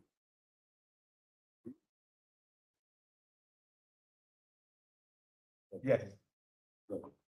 I understand, I didn't know this, but I understand that Mr. Nagaraj had lost his son in that earlier round. He had lost his son in Jallikattu and therefore was seeking relief, etc. And including direction. That's the genesis of that earlier matter. Awesome. So, yeah, so there are dimensions. So that is, of course, a direct impact situation for the foundation of the case. But this is broadly where we stand on our understanding. Now, since we are on 14, let me just tie up this submission by referring to one 7-judge bench judgment. I'll just give you the citation and I'll give you the paragraph. It is Nagpur Improvement Trust versus Vittal Rao, 73-1 SEC, page 500, and the relevant paragraph is para 26 at page 506. Now, let me just, while the book is being located, there's just one paragraph I want to read. While the book is being... Most quoted judgment, actually. Oh, I see, 73-1. Number again. Your Lordship will recall the facts. The facts were there were two methods of acquisition of land. One under the Improvement Trust Act, one under some general acquisition law, etc. But it was resulting in different sets of and different amounts being this thing available to the party. In that context, 14 was examined and looked at very carefully. Is the book there? Prior to this, so, yes, 73. Yes, it is prior. It is prior. So, beloveds, I'll just indicate what the paragraph said, and it's a part of the classification test. Yes. So, but it's got one dimension. First of all, Your Lordship is absolutely right, correct in your recollection. It's pat on. It articulates the test. Now, the element which I am relying upon is not just that the classification should be clear and precise. That's one element. Second element is that it must have a rational nexus to the object being received, to be received. But there is one threshold requirement even prior to this. Even if your classification is clear, even if it has a rational nexus to the object sought to be achieved, there's one element which is at times forgotten, which this 7-judge bench articulates and is followed in a subsequent Supreme Court judgment, several, as Your Lordship said, but a constitution bench in Subramaniam Swamy as well. And that is that the object itself must be lawful and this is very, very important for my purposes. So the question being put to me is, or was put to me a little while earlier was, that look, you want to protect species of local bulls, etc. Is that an unlawful object? Certainly not. It's the most lawful object. But the issue is the means and the ends. You want to protect your a certain indigenous species, etc. By all means do so. But the manner of doing so, the object in that sense may be good. But to allow Jallikattu to do so is impermissible in law. That's an impermissible object. It's not a lawful object according to us. Yes, I'm sorry. See, that observation was right. made in the context of the twin test. Yeah. In the context of the classification theory. Absolutely right. It is purely that. That object should be lawful thing. Yes. Itself is a part of the classification theory. Well, first of all, I agree with that. Absolutely. So the argument therefore is... So here there is no problem about classification. We are not on classification at all. Oh, we are on classification. No. Here nobody has raised the argument of classification. Of course there is. It's a square or... Please tell us. Yes, classification. Yeah, so all right. So I just articulated in the most basic sense. Yeah. Bulls form a single homogeneous class. As far as bulls are concerned, as a classification. Now, if you are creating a certain subclass to subject certain types of bulls alone to cruel, unusual, torturous treatment, that is impermissible in law. So that's the traditional classification test, one element of it. We'll never argue, that's why we're telling.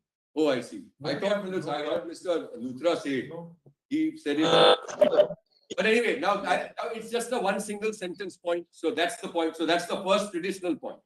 Now I come to the second element. So I am trying to argue this on the traditional test under 14 and on the more expanded test. So now I'm completing the second sentence is also on the traditional test.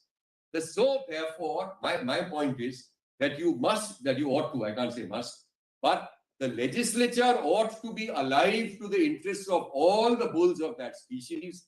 You cannot create an artificial distinction over here and certain bulls who are subject to torture, etc. If your object is to allow the entire species, etc., to flourish, by all means do so. So this is an impermissible classification of bulls which are put in the ring and which are subjected to unusual treatment. So this is one part. Second, where is your pleading in this regard? Have you made the 14 ground? No, have you raised the pleading? I hope it's there. Yes, we also hope it is there. 14 point, my lord, it's a No. This point is interesting. So that we'd like whether you're serious about it. I have certainly. I must confess, I've not seen it in my pleading, but I've not seen my pleadings at all. I've seen the reference questions which your lordship put to the court, right, and that articulates 14 as one of the questions which has come up before this larger panel. 14 in the context of manifest arbitrariness is different from classification. So there we are asking you whether there is any pleading which you are now seeking to sort of argue. I think there is at best it'll be some general pleading, but I'll try and locate it. Now, in any case, so the point here is 14 is very much there. 14 has various dimensions. Once the other side is on notice that there is a 14 issue, it has to be prepared and ready to answer all dimensions of 14. 14 is an evolving issue. And 14 is in the reference order. So anyway, I will try and locate it from the pleadings, but I'll just tell your lordship. So this is one element. Now there's a second element to 14 in terms of the classic. So one is, so all bulls form a single, I mentioned that element. Now we come to the second.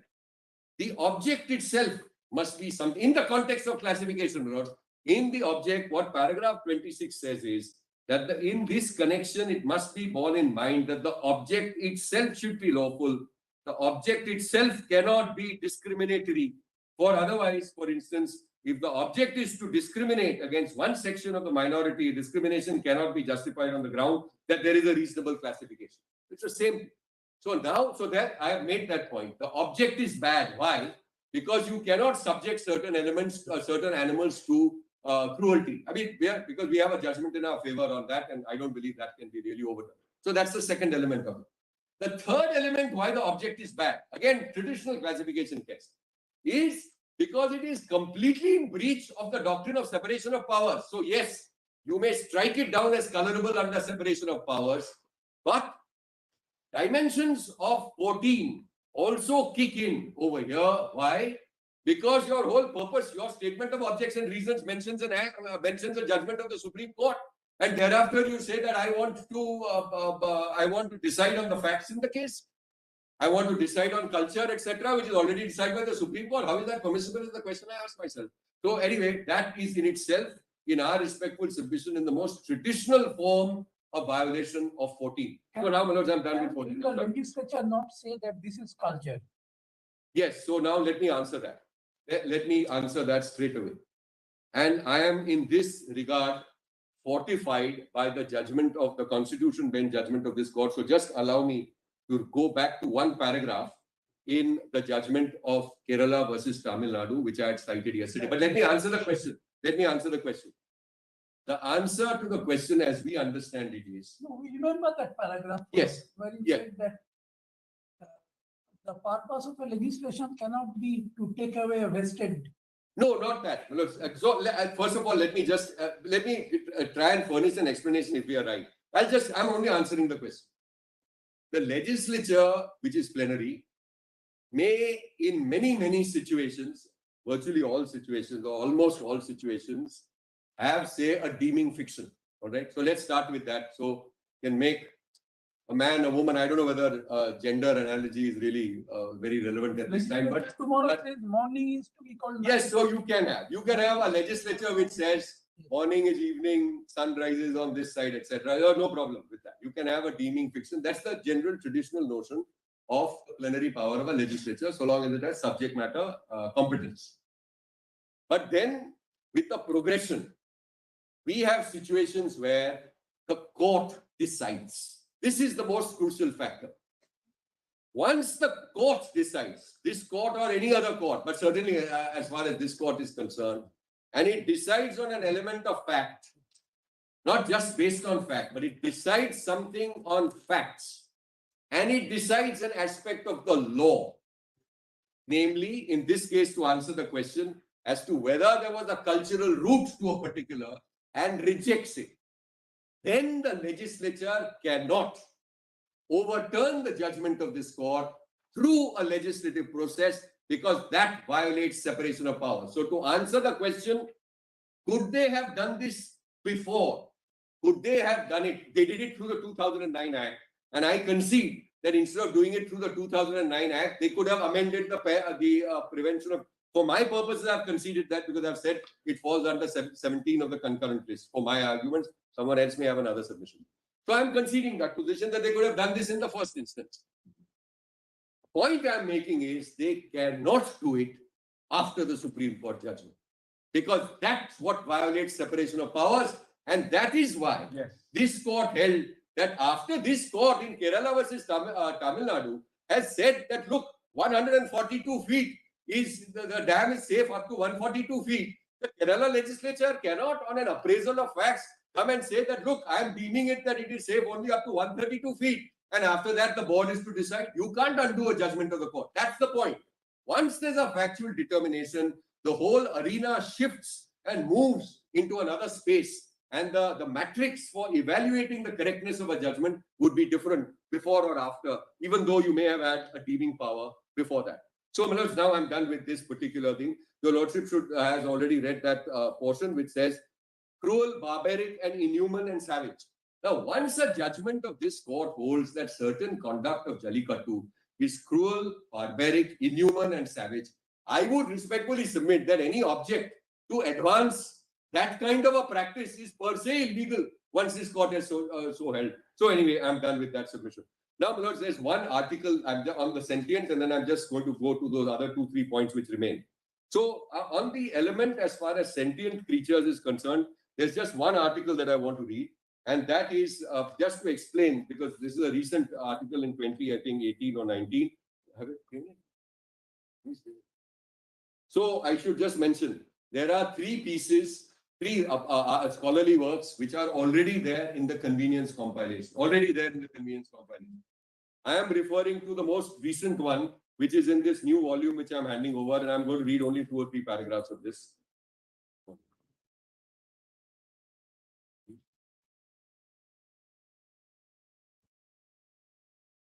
So just so that you have an, just very quickly, just 2 paragraphs from this. So please go to page 8. Yeah. Now this is a piece by Suresh Kumar Sanjay Chaudhary et al. And it has been published, your lordships may just note, in the Animal Sentience, the title your lordship knows, it's in the International Journal of Current Microbiology and Applied Sciences, published in August 2019. You'll find that number and the reference right at the very top. Now, what is this new understanding? Let me just see. See the first paragraph. Sentience is the ability to perceive and feel things. An animal is sentient if it is capable of being aware of its surroundings, its relationship with other animals and humans, and of sensations in its own body, including pain, hunger, heat, or cold. In 2012, an international group of eminent neuroscientists signed the Cambridge Declaration on Consciousness, which confirmed that many animals, including all mammals and birds, possess the neurological substrates that generate consciousness. it is logical to suppose that sentient animals also enjoy feelings of comfort, enjoyment, contentment, and perhaps even great delight and joy. A sentient animal is a being who has interests, that is, a being who prefers, desires, or wants. These animals naturally try to avoid suffering and seek positive experiences. Just like humans, animals have evolved to cope as successfully as possible with life in the wild, thousands of years of domestication of farm animals, etc. So this is just to give you an introduction as to what is sentient and what is the direction in which the science is moving. And then your lordships may look at it in your, if your lordship, should your lordship consider it appropriate. I think it's a very nice article. Brings us up to date. Please go directly to page 16, just in the conclusion. You will find in the right-hand column, sentience and cognition. The attribution of sentience to animals can also be hindered by the common misconception that capacity for sentience is linked in some way to the species' cognitive ability. Cognition refers to the mental action or process by which animals perceive processes and store information. Sentience, on the other hand, refers to the capacity of an animal to have feelings and to be aware of a variety of states and sensations, such as pleasure and suffering. It is often assumed that cognition and sentience are inextricably linked, in that cognition automatically implies sentience. Indeed, evidence of higher cognitive abilities, such as theory of mind and language, has previously been used as a basis for advocating for the rights of certain species, such as the great apes. Cognition is not actually a prerequisite for sentience, and it can be demonstrated independently. Developing our understanding of animal sentience is imperative for improving animal welfare and attitudes towards animals. Concentrating on filling the gaps in our knowledge humanely and reliably is essential given the extent of human impact on animals. With increasing attention on animal sentience, science, and the further development of human approaches, the future of the science of animal sentience is looking even more promising, and as a result, so does the treatment of animals. So I am trying to only urge to the court that, on part of that non-retrogression argument, that the science is actually moving in the direction and pointing in the direction which our court pointed us to in 2014. So this is the short point that I wanted to make with regard to sentience. Now, 2 or 3 points remain. One is in answer to your lordship's question yesterday with regard to those rules, and Justice Rastogi raised it this morning. So let me just hand over what has happened as we see protective measures and guidelines, and then go on here. Give it to the other side.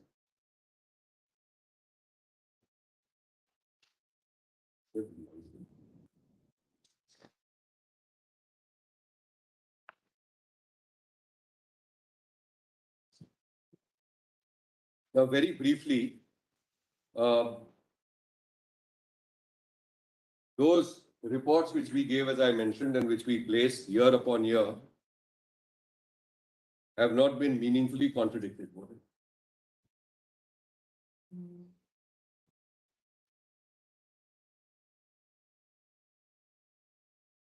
Yeah. Now, just let us see how this works. This table, your lordship has the tabulated statement. This is the most important part, actually.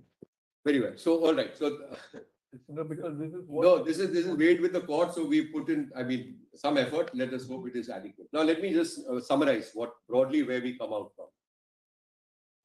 In one line, it's all old wine in a new bottle. That's one general comment which I want to make. Yes. The second comment I want to make is that, look, while there may be a particularization under the 2017 Act rules, because the 2017 Act I placed in the morning, there's nothing really in that. It just carves out an exception.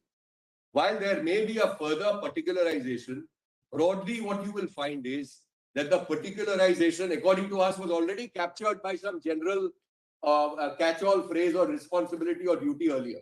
So please keep that in mind. That's number 2. And the third thing is that certain features which were present in 2009 are in fact diluted insofar as 2017. The other 3 brought. So let's just see how this works. So now see the Tamil Nadu regulations, regulation of Jallikattu Act 2009. I'm on the first page.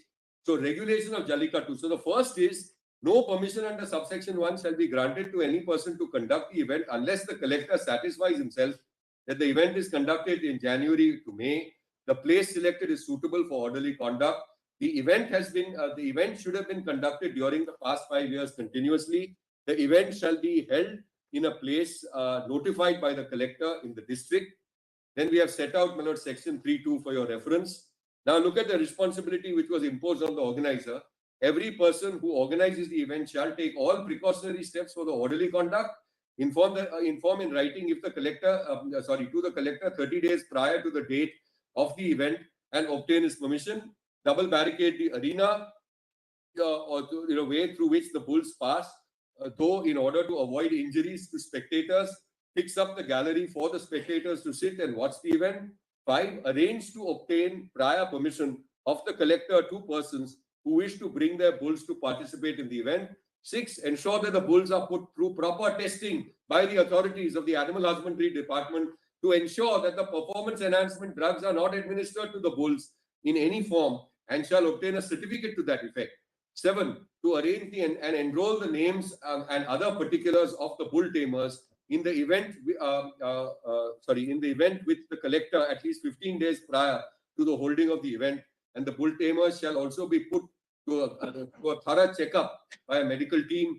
Ensure that every bull tamer wears an exclusive dress for the sake of identification. Deposit with the collector a sum to be determined by the collector, which shall not be less than rupees 2 lakhs, etc. And then we have mentioned over here, overleaf on page 4. This has been omitted under the asterisk portion. Those responsibilities we have said have been omitted in so far as 2017 is concerned. Now, just moving on, carry out the responsibilities that may be prescribed. Then the arrangements made to be made by the collector, a very important section 5 of the 2009 Act. Collector shall ensure, so organizers' responsibility, now collector responsibility, ensure double barricading, ensure that the number of spectators does not exceed the limit under the prescribed by the PWD, ensure safety certificate by PWD, ensure that the bulls are free of any diseases and not intoxicated or administered with any substance like nicotine, cocaine, etc. Arrange and provide adequate police protection at places where the event is held. Arrange to provide adequate medical facilities, including the ambulance at the places where the event is held. 7. Arrange the necessary drinking water supply as well as sanitation facilities in place where the event is to be held. 8. Authorize the officer not below a rank of deputy collector to look after each item of the event arrangement, like checking up of the bulls, checking up of the bull tamers, checking up of barricading, gallery arrangements, medical facilities, water supply, sanitary arrangement, and safety of the spectators. Arrange to give wide publicity to the provisions of the Prevention of Cruelty to Animals Act 1960 and the rules framed thereunder, and the risk involved in participating. Ensure the presence of animal welfare activists representing the Animal Welfare Board. This has been completely removed in 2017. Videograph the entire event and provide the same to the government or any other authority as required, and make such arrangements as may be prescribed. Now I'm pausing here for a moment. This is a reading of Section 3, Section 4 of the 2009 Act and Section 5. Now, I first make my comment and then I go on to the right-hand side. After this, had the court's approach been, which I don't believe may have been a correct approach, subject to, of course, what your lordship say. If the court had said, Nagaraj, that look, these are rules, these are sections, these are statutory provisions, everything is fine, everything is perfectly conceived, etc. There is really no occasion. If there is someone remiss, if there is some deviation, then the recourse is for the party to be prosecuted or penalized or take action, etc. Answer is no, that may not be the correct approach. The correct approach for the court was what it did. It examined reports and affidavits, detailed reports and affidavits, where each of these obligations, your lordships have seen it, I don't want to take you, as far as the safety and sanitary conditions are concerned, as far as the violence and the pain is concerned, as far as the alcohol and other elements are concerned. I'm talking about Nagaraj. I'm not talking about my report. I'm talking about the reports and the affidavits which came before this court, which are extracted in extenso. And the court found that despite these so-called safeguards, the whole thing is illusory. And therefore, given the cruelty being heaped on the animals and the injuries, etc., which are being suffered, and the cruel and inhuman treatment, it doesn't comport with our sense of dignity. It doesn't comport with the requirements of the Act, the Prevention of Cruelty to the Act, and the purpose of the Act. Now see what they have done in 2017. I'm going to read this all on the right-hand column. Again, serial number 1. I'll read them in full. The act itself is just the carve-out. So now they have the rules. Set out the procedure for conduct of Jallikattu. Rule 3.1. Any individual organization intending to conduct Jallikattu in a place so-and-so under section 2DD shall inform the collector of the district. Same thing is there. Organizers shall also obtain prior permission from the collector. Same thing is there. The collector shall grant permission for any Jallikattu, cause an inspection of the venue. Exactly the same as was there earlier. 3.4. Provide for formation of a committee of Jallikattu, which includes revenue, animal husbandry, police, health department. Your Lordship recalls the earlier provision was to the same effect. Namely, these people had to be involved. Rule 3.5 specifies that the organizers have to ensure that the bulls are tested properly by the animal husbandry department. There was a mirror provision earlier. Provides for the collector shall ensure that help of animal husbandry department. Don't touch that. Sorry. 3.5 is important because Yeah. it says, and no performance enhancing drugs, Yes. irritants, Yes. etc. are administered to the Yes. correct. Yes. Now this word irritant, etc. Yes. Because when you're challenging a law, Yeah. it's always open to the court to actually read it down, to make it constitutional, as you are aware. No, so see the earlier provision. Because earlier provision did not provide for etc. irritants, etc. So But I'll just read the earlier provision. The collector had to ensure that the bulls are free of any diseases, not intoxicated or administered with any substance like nicotine, cocaine, with the object of making them more aggressive or ferocious. they were performance enhancing narcotic substance. Yes. That apart, what we were really concerned, and we're going to put it to Tamil Nadu also, Yeah. whether they have, prevented, like spiking, like poking it with. Of course, that's prevented, Manoj. That is whether that is there or not in the rules. But they're definitely there. The Tamil Nadu government is not allowing any such treatment. That can't be done. But it is being done. The problem, just imagine, as your Lordship sees, if in your time your Lordship goes through the photographs, you will see that those prods and those things are being used, and the whips and the lacerations, etc. are there, and those are documented in the text. Were CCTV cameras, was it there under the old? Yes, it was. Videography was there. So, brothers, as technology evolves, now you will have a live streaming also. We are not on that. But earlier, videography was there. I read it. Please just see the earlier rule. Where, sorry? Videography may not be the same. Page 5. Videography The may page not be 6. the same. Page 6, 9. Page 6. Right. CCTV camera Problem monitor model. all activities. Videograph the entire event. Yeah, videograph. You're absolutely right. 11. I think it's 11. CCTV Aye. camera, Shyam, Yeah. CCTV camera to be fixed to record and monitor all activities is different from videography. Because videography, if you are going to capture only the parts, which are really palatable to their site, you may not get the whole picture. I think CCTV camera, as long as it is working, if you not allow it to work, is a your Lordships have experience of CCTV camera. Can I share something? Yeah. The CCTV camera is, apart from being an obnoxious invasion of privacy, because you see it all over the city just now. Not just public streets. We now have a mandate in this city that you have CCTV cameras in schools. One thing which I thought we were left with was at least childhood, where you can we now have CCTV cameras in classrooms, etc. But anyway, that's for another day. Now, the point I'm making is that the CCTV camera enables you to reconstruct in certain situations. The granular condition of the feed which you get may or may not, because a lot of it depends on the angle from which the CCTV camera and the event which takes place. So, since your Lordships have allowed me to share a personal experience, I can tell your Lordship that I know of a particular person, a close relation, who had CCTV cameras which were installed for security purposes. The persons who engaged in mischief just shifted the CCTV camera in another direction, etc., and did exactly what they pleased, and thereafter refitted the CCTV camera or whatever in the manner. So CCTV camera, while it may serve a certain purpose. I'm not saying it doesn't serve a purpose, but essentially the benefit is not going to be with respect to those particular bulls for whom we have come over here and to prevent cruelty. It may, in some instances, prevent some reconstruction of events and to say that, oh, I said this and you said that. But you are not going to be able to really, in my experience, enhance your law enforcement. So the purpose of this, now I'm coming to this. the purpose of the CCTV camera across the world, by and large, is, and your lordship actually said it, that the CCTV camera should work. CCTV cameras are stationed in many parts of the world only to ensure that the action which a person takes is somehow, it's to prevent improper action. Actually, those cameras are there. There may not even be a camera inside. There may be no feed.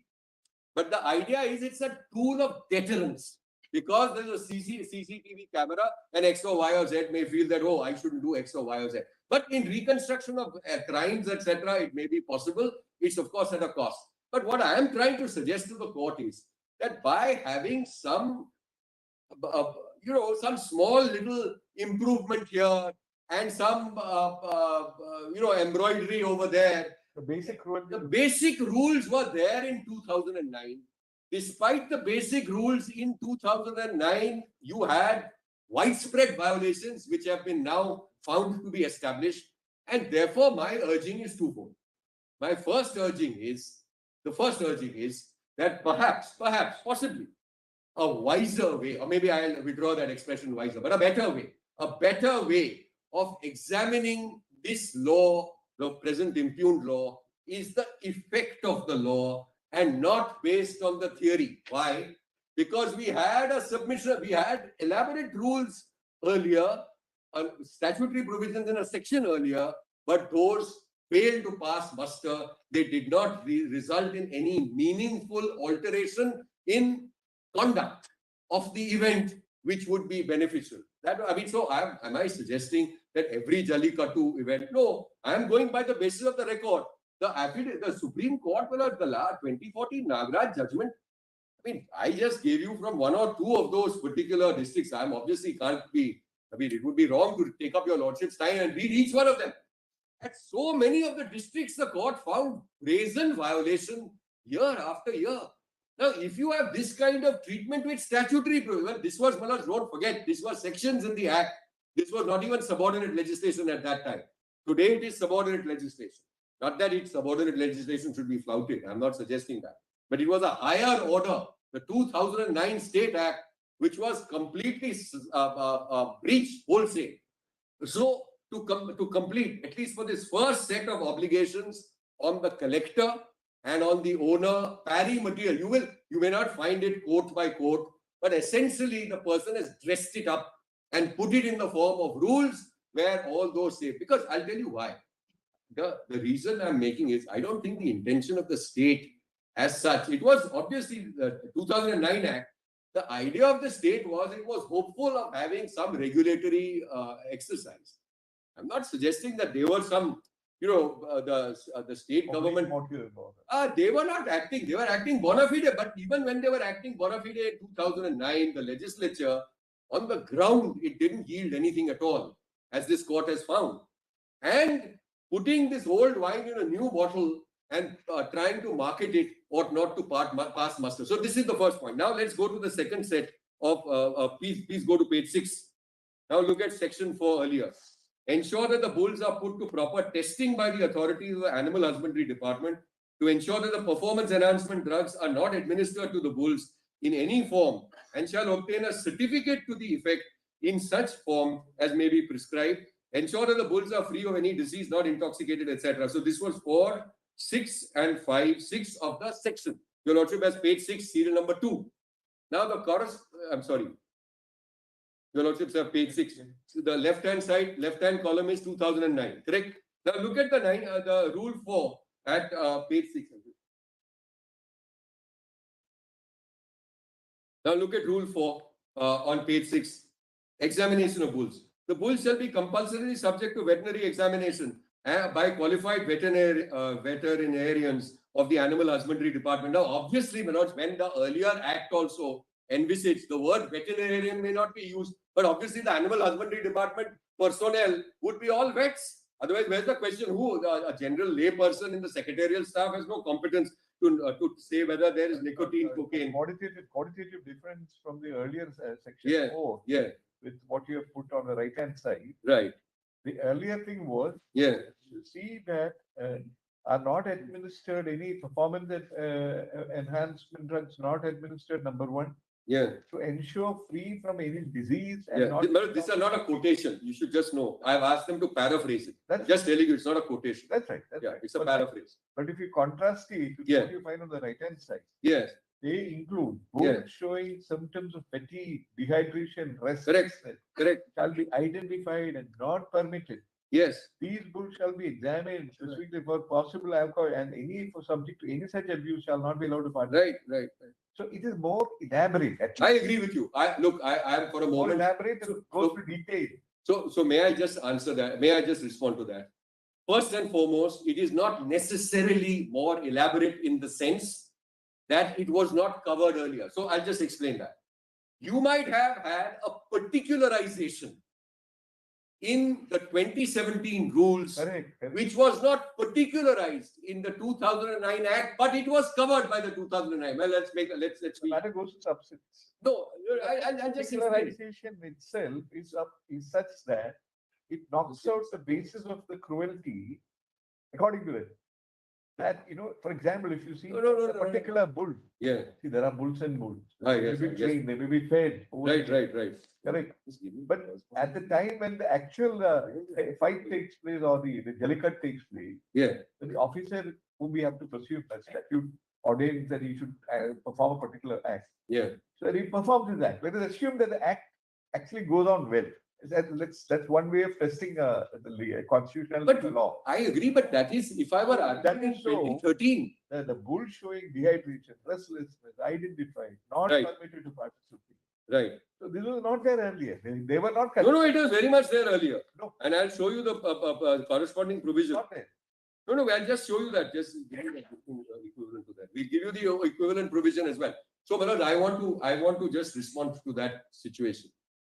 You had rules in the form, rules in the sense, I'm using the expression in the form of detailed statutory provisions in the section under the 2009 Act, which corresponded to this.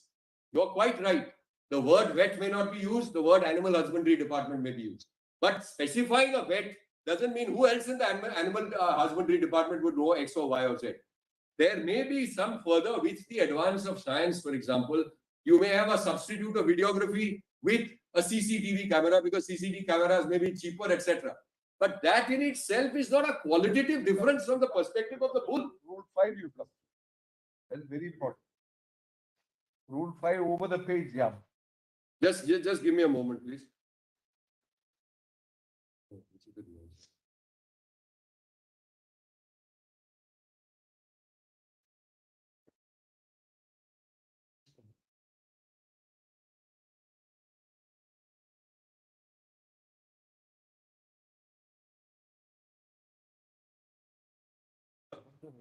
Sorry.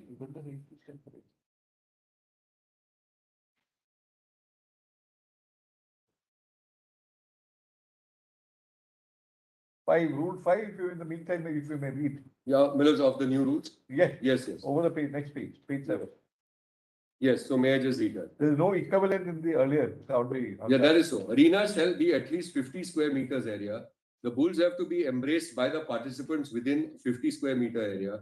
The participants shall not be permitted to stand in front of the bulls as they enter. They shall also not be permitted to block the exit way for the bulls. The participants shall be permitted, etc., some 15 meters or up to 30 seconds or sustain 3 jumps of the bull. The participants shall not hold on to the tail horns using their hands or restrict the movement of the bulls by holding on to the bull's legs. The participants violating these guidelines shall be liable to be debarred. Just pause there for a moment. Right. It's a matter of some moment because Right. you're talking about the flight response, the fear. Right. A large part of this fear can be attributed to the acts of the human being, holding on to the tail. So this is that part. We thought that there might be of some importance. So I'll just tell you, let me just tell you. Talking out the basis of. So let me just, the foundation of the previous judgment, let me just explain that to you without reading any paragraphs. The idea, I'll just explain it to you in very general sense. So you have a bull, the bull is a domesticated animal. It is being, revered for the rest of the year, etc. And it does what a bull does. Now at this stage, now it's a calm animal. We don't know what's passing through its mind, but it's sentient. That's what the science seems to suggest. It has a certain abilities over there in terms of pain, etc. Now, when it is put in an artificial setting, this is now the performance ring, correct? You remember that the performance was banned for all the circuses. That's why today our circuses don't have it, including insofar as bulls are concerned. Now we are coming to that, whether it's a bullock cart race or this. I am concerned, of course, with Tamil Nadu. Now, what's happening in this context is that suddenly the bull, from doing what it generally does, which is whatever, munching, eating, browsing, etc., it is put into an arena. Now, putting it in an arena itself may cause or trigger a certain panic by which it wants to leave the arena, but it is not able to do so. It wants to flee. The flight or fight response is that generally the bull will fly. It will try and leave, but it is completely barricaded and prevented. That itself is cruel. That itself is cruel insofar as an arena with spectators shouting, hooting, whatever, etc. So there's a panic response. Now I'll just complete, sorry. Just when you say that. Yes. The second sentence of Rule 5.2. Yes. They shall also not be permitted to block the exit way of the bull. Yes. Yes. Earlier, what would happen perhaps is Yeah. they would surround it. Yes, there is. Create that flight response. So the human beings derive, joy out of it. That is an animal right in front of us. Of course. That was the whole idea. No, but Now, they have now made a change. The radical as it appears to be that they shall not stand in the way. They shall not stand in the beginning, that is the entry point. They shall not block the exit. So they have made it a little bit, at least. No, it's like participants, my lords. I'm talking about the participants. But who is to tell the bull? The bull, I'm just asking your lordships. The cruelty is because you have a large arena. I'm assuming there's a large arena. You saw some of the reports said there was no arena and it was being conducted in the village center, etc. Keep that aside. Assuming you have a large arena, it's not as if the bull can read an exit sign or something like that and say that this is the way out and I will follow that and someone is blocked. There is a huge, my lord, spectacle going on over there. We have shown you. Now you may have to go to the photographs and see how it's actually conducted. This is not a parade or something which you see while beating the retreat with the horses in a leisurely manner coming. This is a spectacle. This is an event. And it's an event intrinsically. Maybe you may want to condone it. That's another matter. But intrinsically cruel as far as it has been played out in the recent past. Because I don't know. We don't know what the tradition. But at least from 2014, 2009 to 2014, we have a final judgment of this court. 2017 onwards, we have a whole bunch of reports of this court. It is still played out in a cruel and what we term as an inhuman manner. Because of, as your lordship said, there's some sort of a contest. There is some people are trying to show their whatever notion of strength, etc. Because the bull itself is a notion of strength. But we believe that this is really, from any reasonable perspective, having a gate, which, I mean, I don't think anyone is suggesting that the bull knows exactly where the exit is, etc. It's not really, it's cosmetic. Let me put it this way. These changes are, in my respectful submission, cosmetic, given the overall and given our experience. But why am I going into that? My submission is anchored on facts and on the basis of PETA reports. Anchored on the basis of those PETA reports, this is something which does not happen and the cruelty subsists. Now look at the next thing, point 4, the bull run area. Look at that. So earlier it was double barricade the arena or the way through which the bulls pass through in order to avoid injuries to the spectators. Sorry. So they'll have to do the explaining. You can perhaps reserve your, if you wish to file a reply. I mean, make a Yeah, correct. So your lordships have gone through the rest. Yes, we have seen. All right, I'm very grateful. Thank you. So now, my lords, and we have mentioned some parts which are not there. Rest of the table. Fair enough? Okay. So essentially, I mean, in a line, this is a cosmetic change. Right? That's my So we just give me a moment.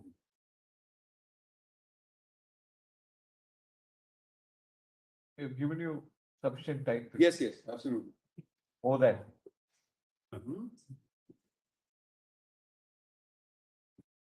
Reported judgment.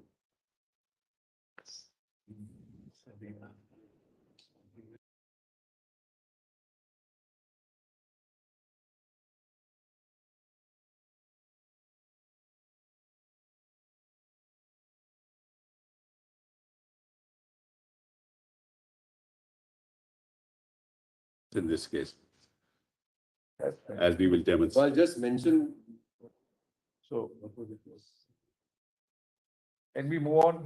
Yes, yes. Well, I'm done. There's just some.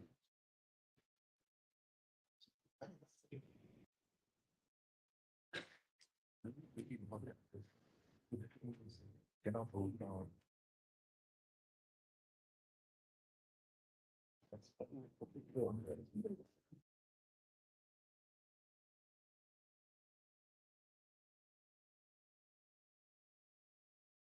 Because I am done now. I'll just take 2 minutes. I want to answer those questions which were also put to me, and I'm. See, just let's look. I mean, I'm just stepping back from what has happened. The broad submission that I want to make in terms of the legislature's ability, and I'm going back to the point regarding colorable.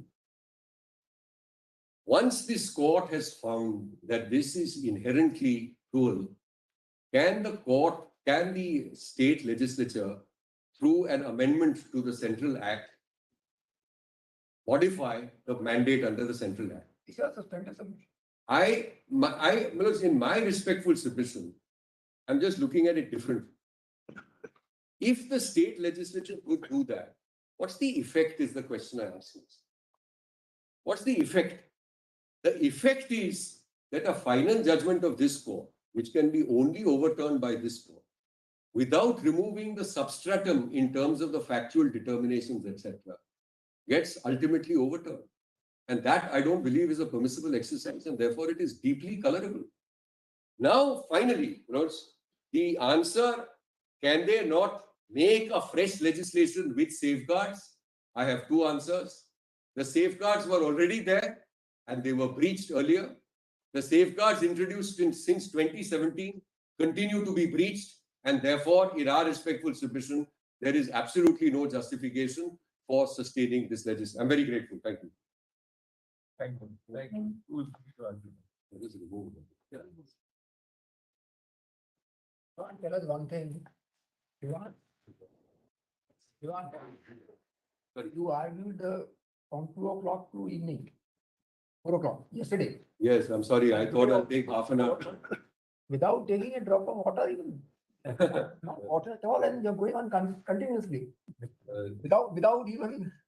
This species is not a sentient creature. With no cognitive ability. I'm very grateful. After such a long time, actually, just either has some drip of water. I think I should have been briefer. But thank you very much. It was a very nice. At least you enlighten us on a different subject. Totally in a different way. Very grateful. Thank you. Youth power. Yes, Giri. Wait, please, Your Lord. Yes, you are appearing for. No, they beg to appear in the list of cases, my Lord, where different counsel are appearing. There are 2 writ petitions, my Lord, where I appear. For the petitioner? For the petition. I beg to appear in writ petition number 25 of 2016. 25 of 2016. And then writ petition number 1193 of 2017. 25 of 2016. Yes. The act came only in 2017. It was amended. You have subsequently amended it. Yes. Then, my Lord, there is anyway 1193 of 2017. That my Lord squarely challenges you. 70. Okay. Yes. So both are in Tamil Nadu. You are in Tamil Nadu. Yes. I'm only in that. I'm only in the Jallikattu. So, see, the arguments have been fairly elaborately addressed by Divan. My Lord, I will not. Tell you that, just need not repeat No, no. whatever is there. You can adopt the. If your Lordships feel that I'm repeating No, no, anything, no, no. Lordships may want, I'll immediately stop.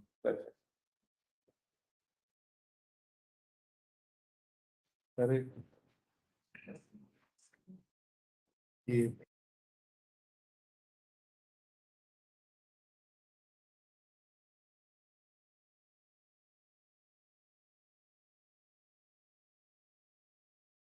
Need to go to Karnataka and also Maharashtra. Lord, I am aware of it. We just want to tell you that. I'll not take it as possible. So that. But it's only 15 minutes to lunch. I'll probably take half an hour to 45 minutes, not really. Let us see, I mean, any new argument is there? Or? Lordships may see whether there is anything. Yes. Or there is nothing new, Lordships may cut me short. We don't want to cut him short. We want to give him It's not possible that in return, after the reply comes forward, you get clarity. Let me do it now because a reply might be necessary once they do. They may have to reply to something which I argue now. They may have to. I believe they have to. All right, go ahead. Courtmaster. Well, just the basics of the contours of what I, my lord, wish to submit with respect. The correctness of Nagaraj or the order passed, my lord, in the review petition is really not one of the issues that come up for consideration. Files are not. Correctness of the finding, sorry. Files क्यों नहीं दे रहे हो? 5-0.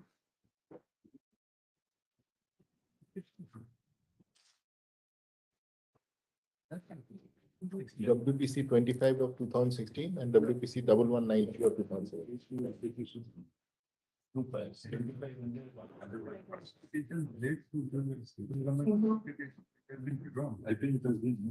it has been. All right, then lordships may kindly confine to 1193 of 2017. That is enough. I thought it was amended the earlier one, but your lordships may confine to 1193 of 2017. That contains a frontal challenge to this. The earlier 2016, your lordships are right. Lordships may ignore that. So 1193. I had also prepared on the basis Not of this, the not this. 2017 petition. Courtmaster, not this. If your lordships have. Only the 2017 need be. 1193. 1193. 1193 is enough. I'm sorry to have trouble. Yeah. My lord has to still get the files in. No, we have not got.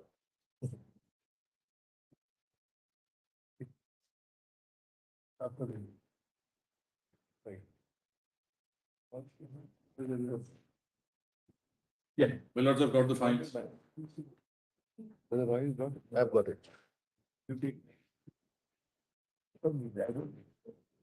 Yes. Yeah, tell us what your My point. lords, please note 3 or 4 dates, my lord, which might turn out to be, my lord, relevant in developing my French.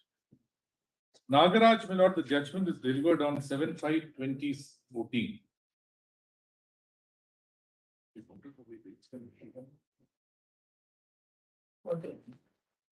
7/5/14. 2014. Nagaraj, my lord, dealt with the competence and virus, my lord, of the 2009 Tamil Nadu State Act. Essentially. And it also went into the other issues which cropped up for consideration. Lordships have seen Nagaraj. Yeah. My lord, an application for review was filed by the state in Nagaraj, Yeah, which was dismissed on 16/11/2016. yeah, My lord, an ordinance which has led to the act in question yeah, was promulgated on 21/1/2017. yeah, And the impugned act is passed on 31/1/2017, deemed to have come into force from 21/1/2017. 21/1/17. Yeah. No, my lords, the order in review passed on 16/11/2016 is not a non-speaking order saying that we don't find any grounds to review. The order, my lords, the learned judges will not go into the contention, they appreciate the contentions. And then they reaffirm the findings, my lord, given in the main judgment in Nagaraj. But also come out with certain other findings, my lord, which your lordships have seen. Some of them, my lord, I beg to place before your lordships.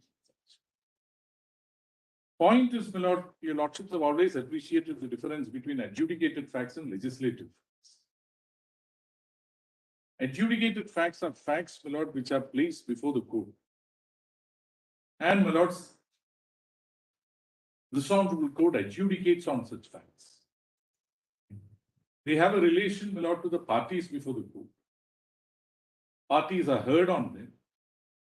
Conclusions, my lord, are arrived at on facts, saying that it has been established on facts that such and such is the state of affairs. Those are adjudicated facts falling strictly within the relevance, my lord, of an adjudicatory body. And especially so, my lord, they are entitled to a sanctity when the adjudication is done by the highest forum in the land. My lords, the facts which must have persuaded, my lords, the legislature in the earlier instance in 2009 to come out with an act, my lord, are broader.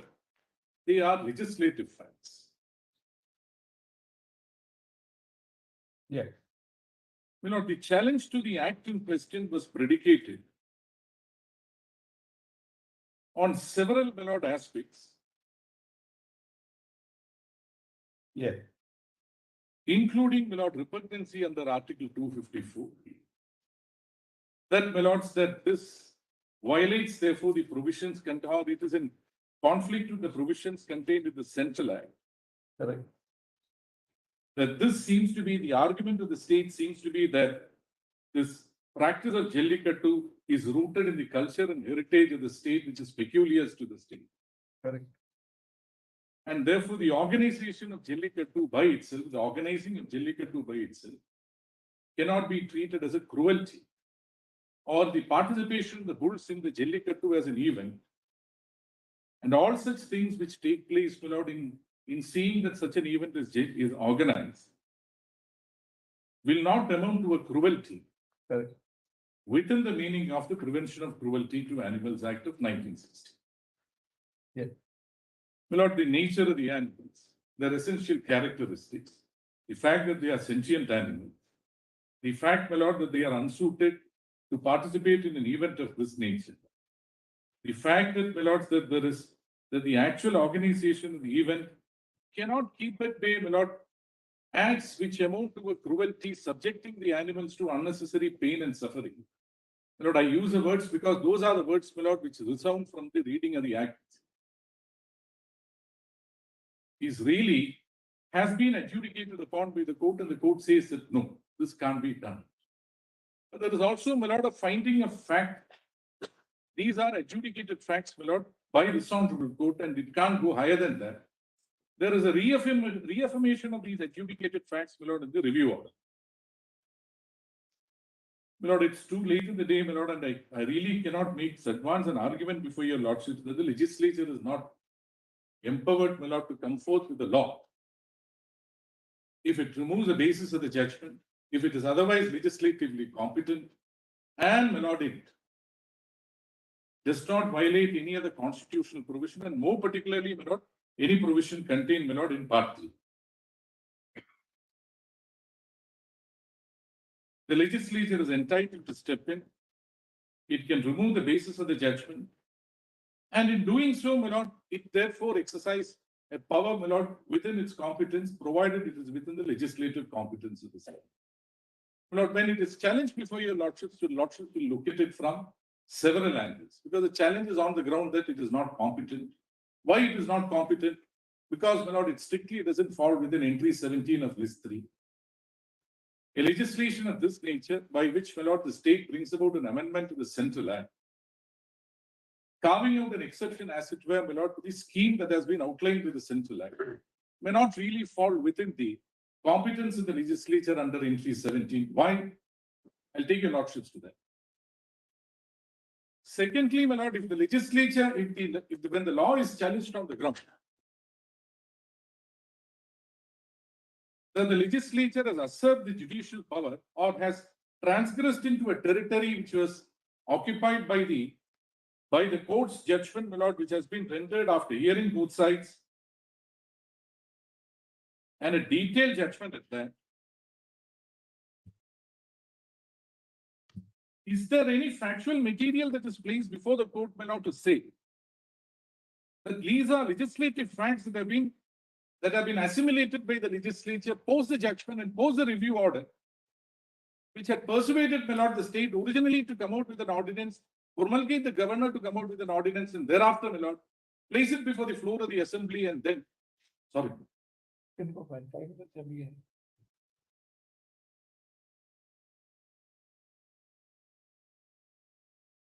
Very, very good.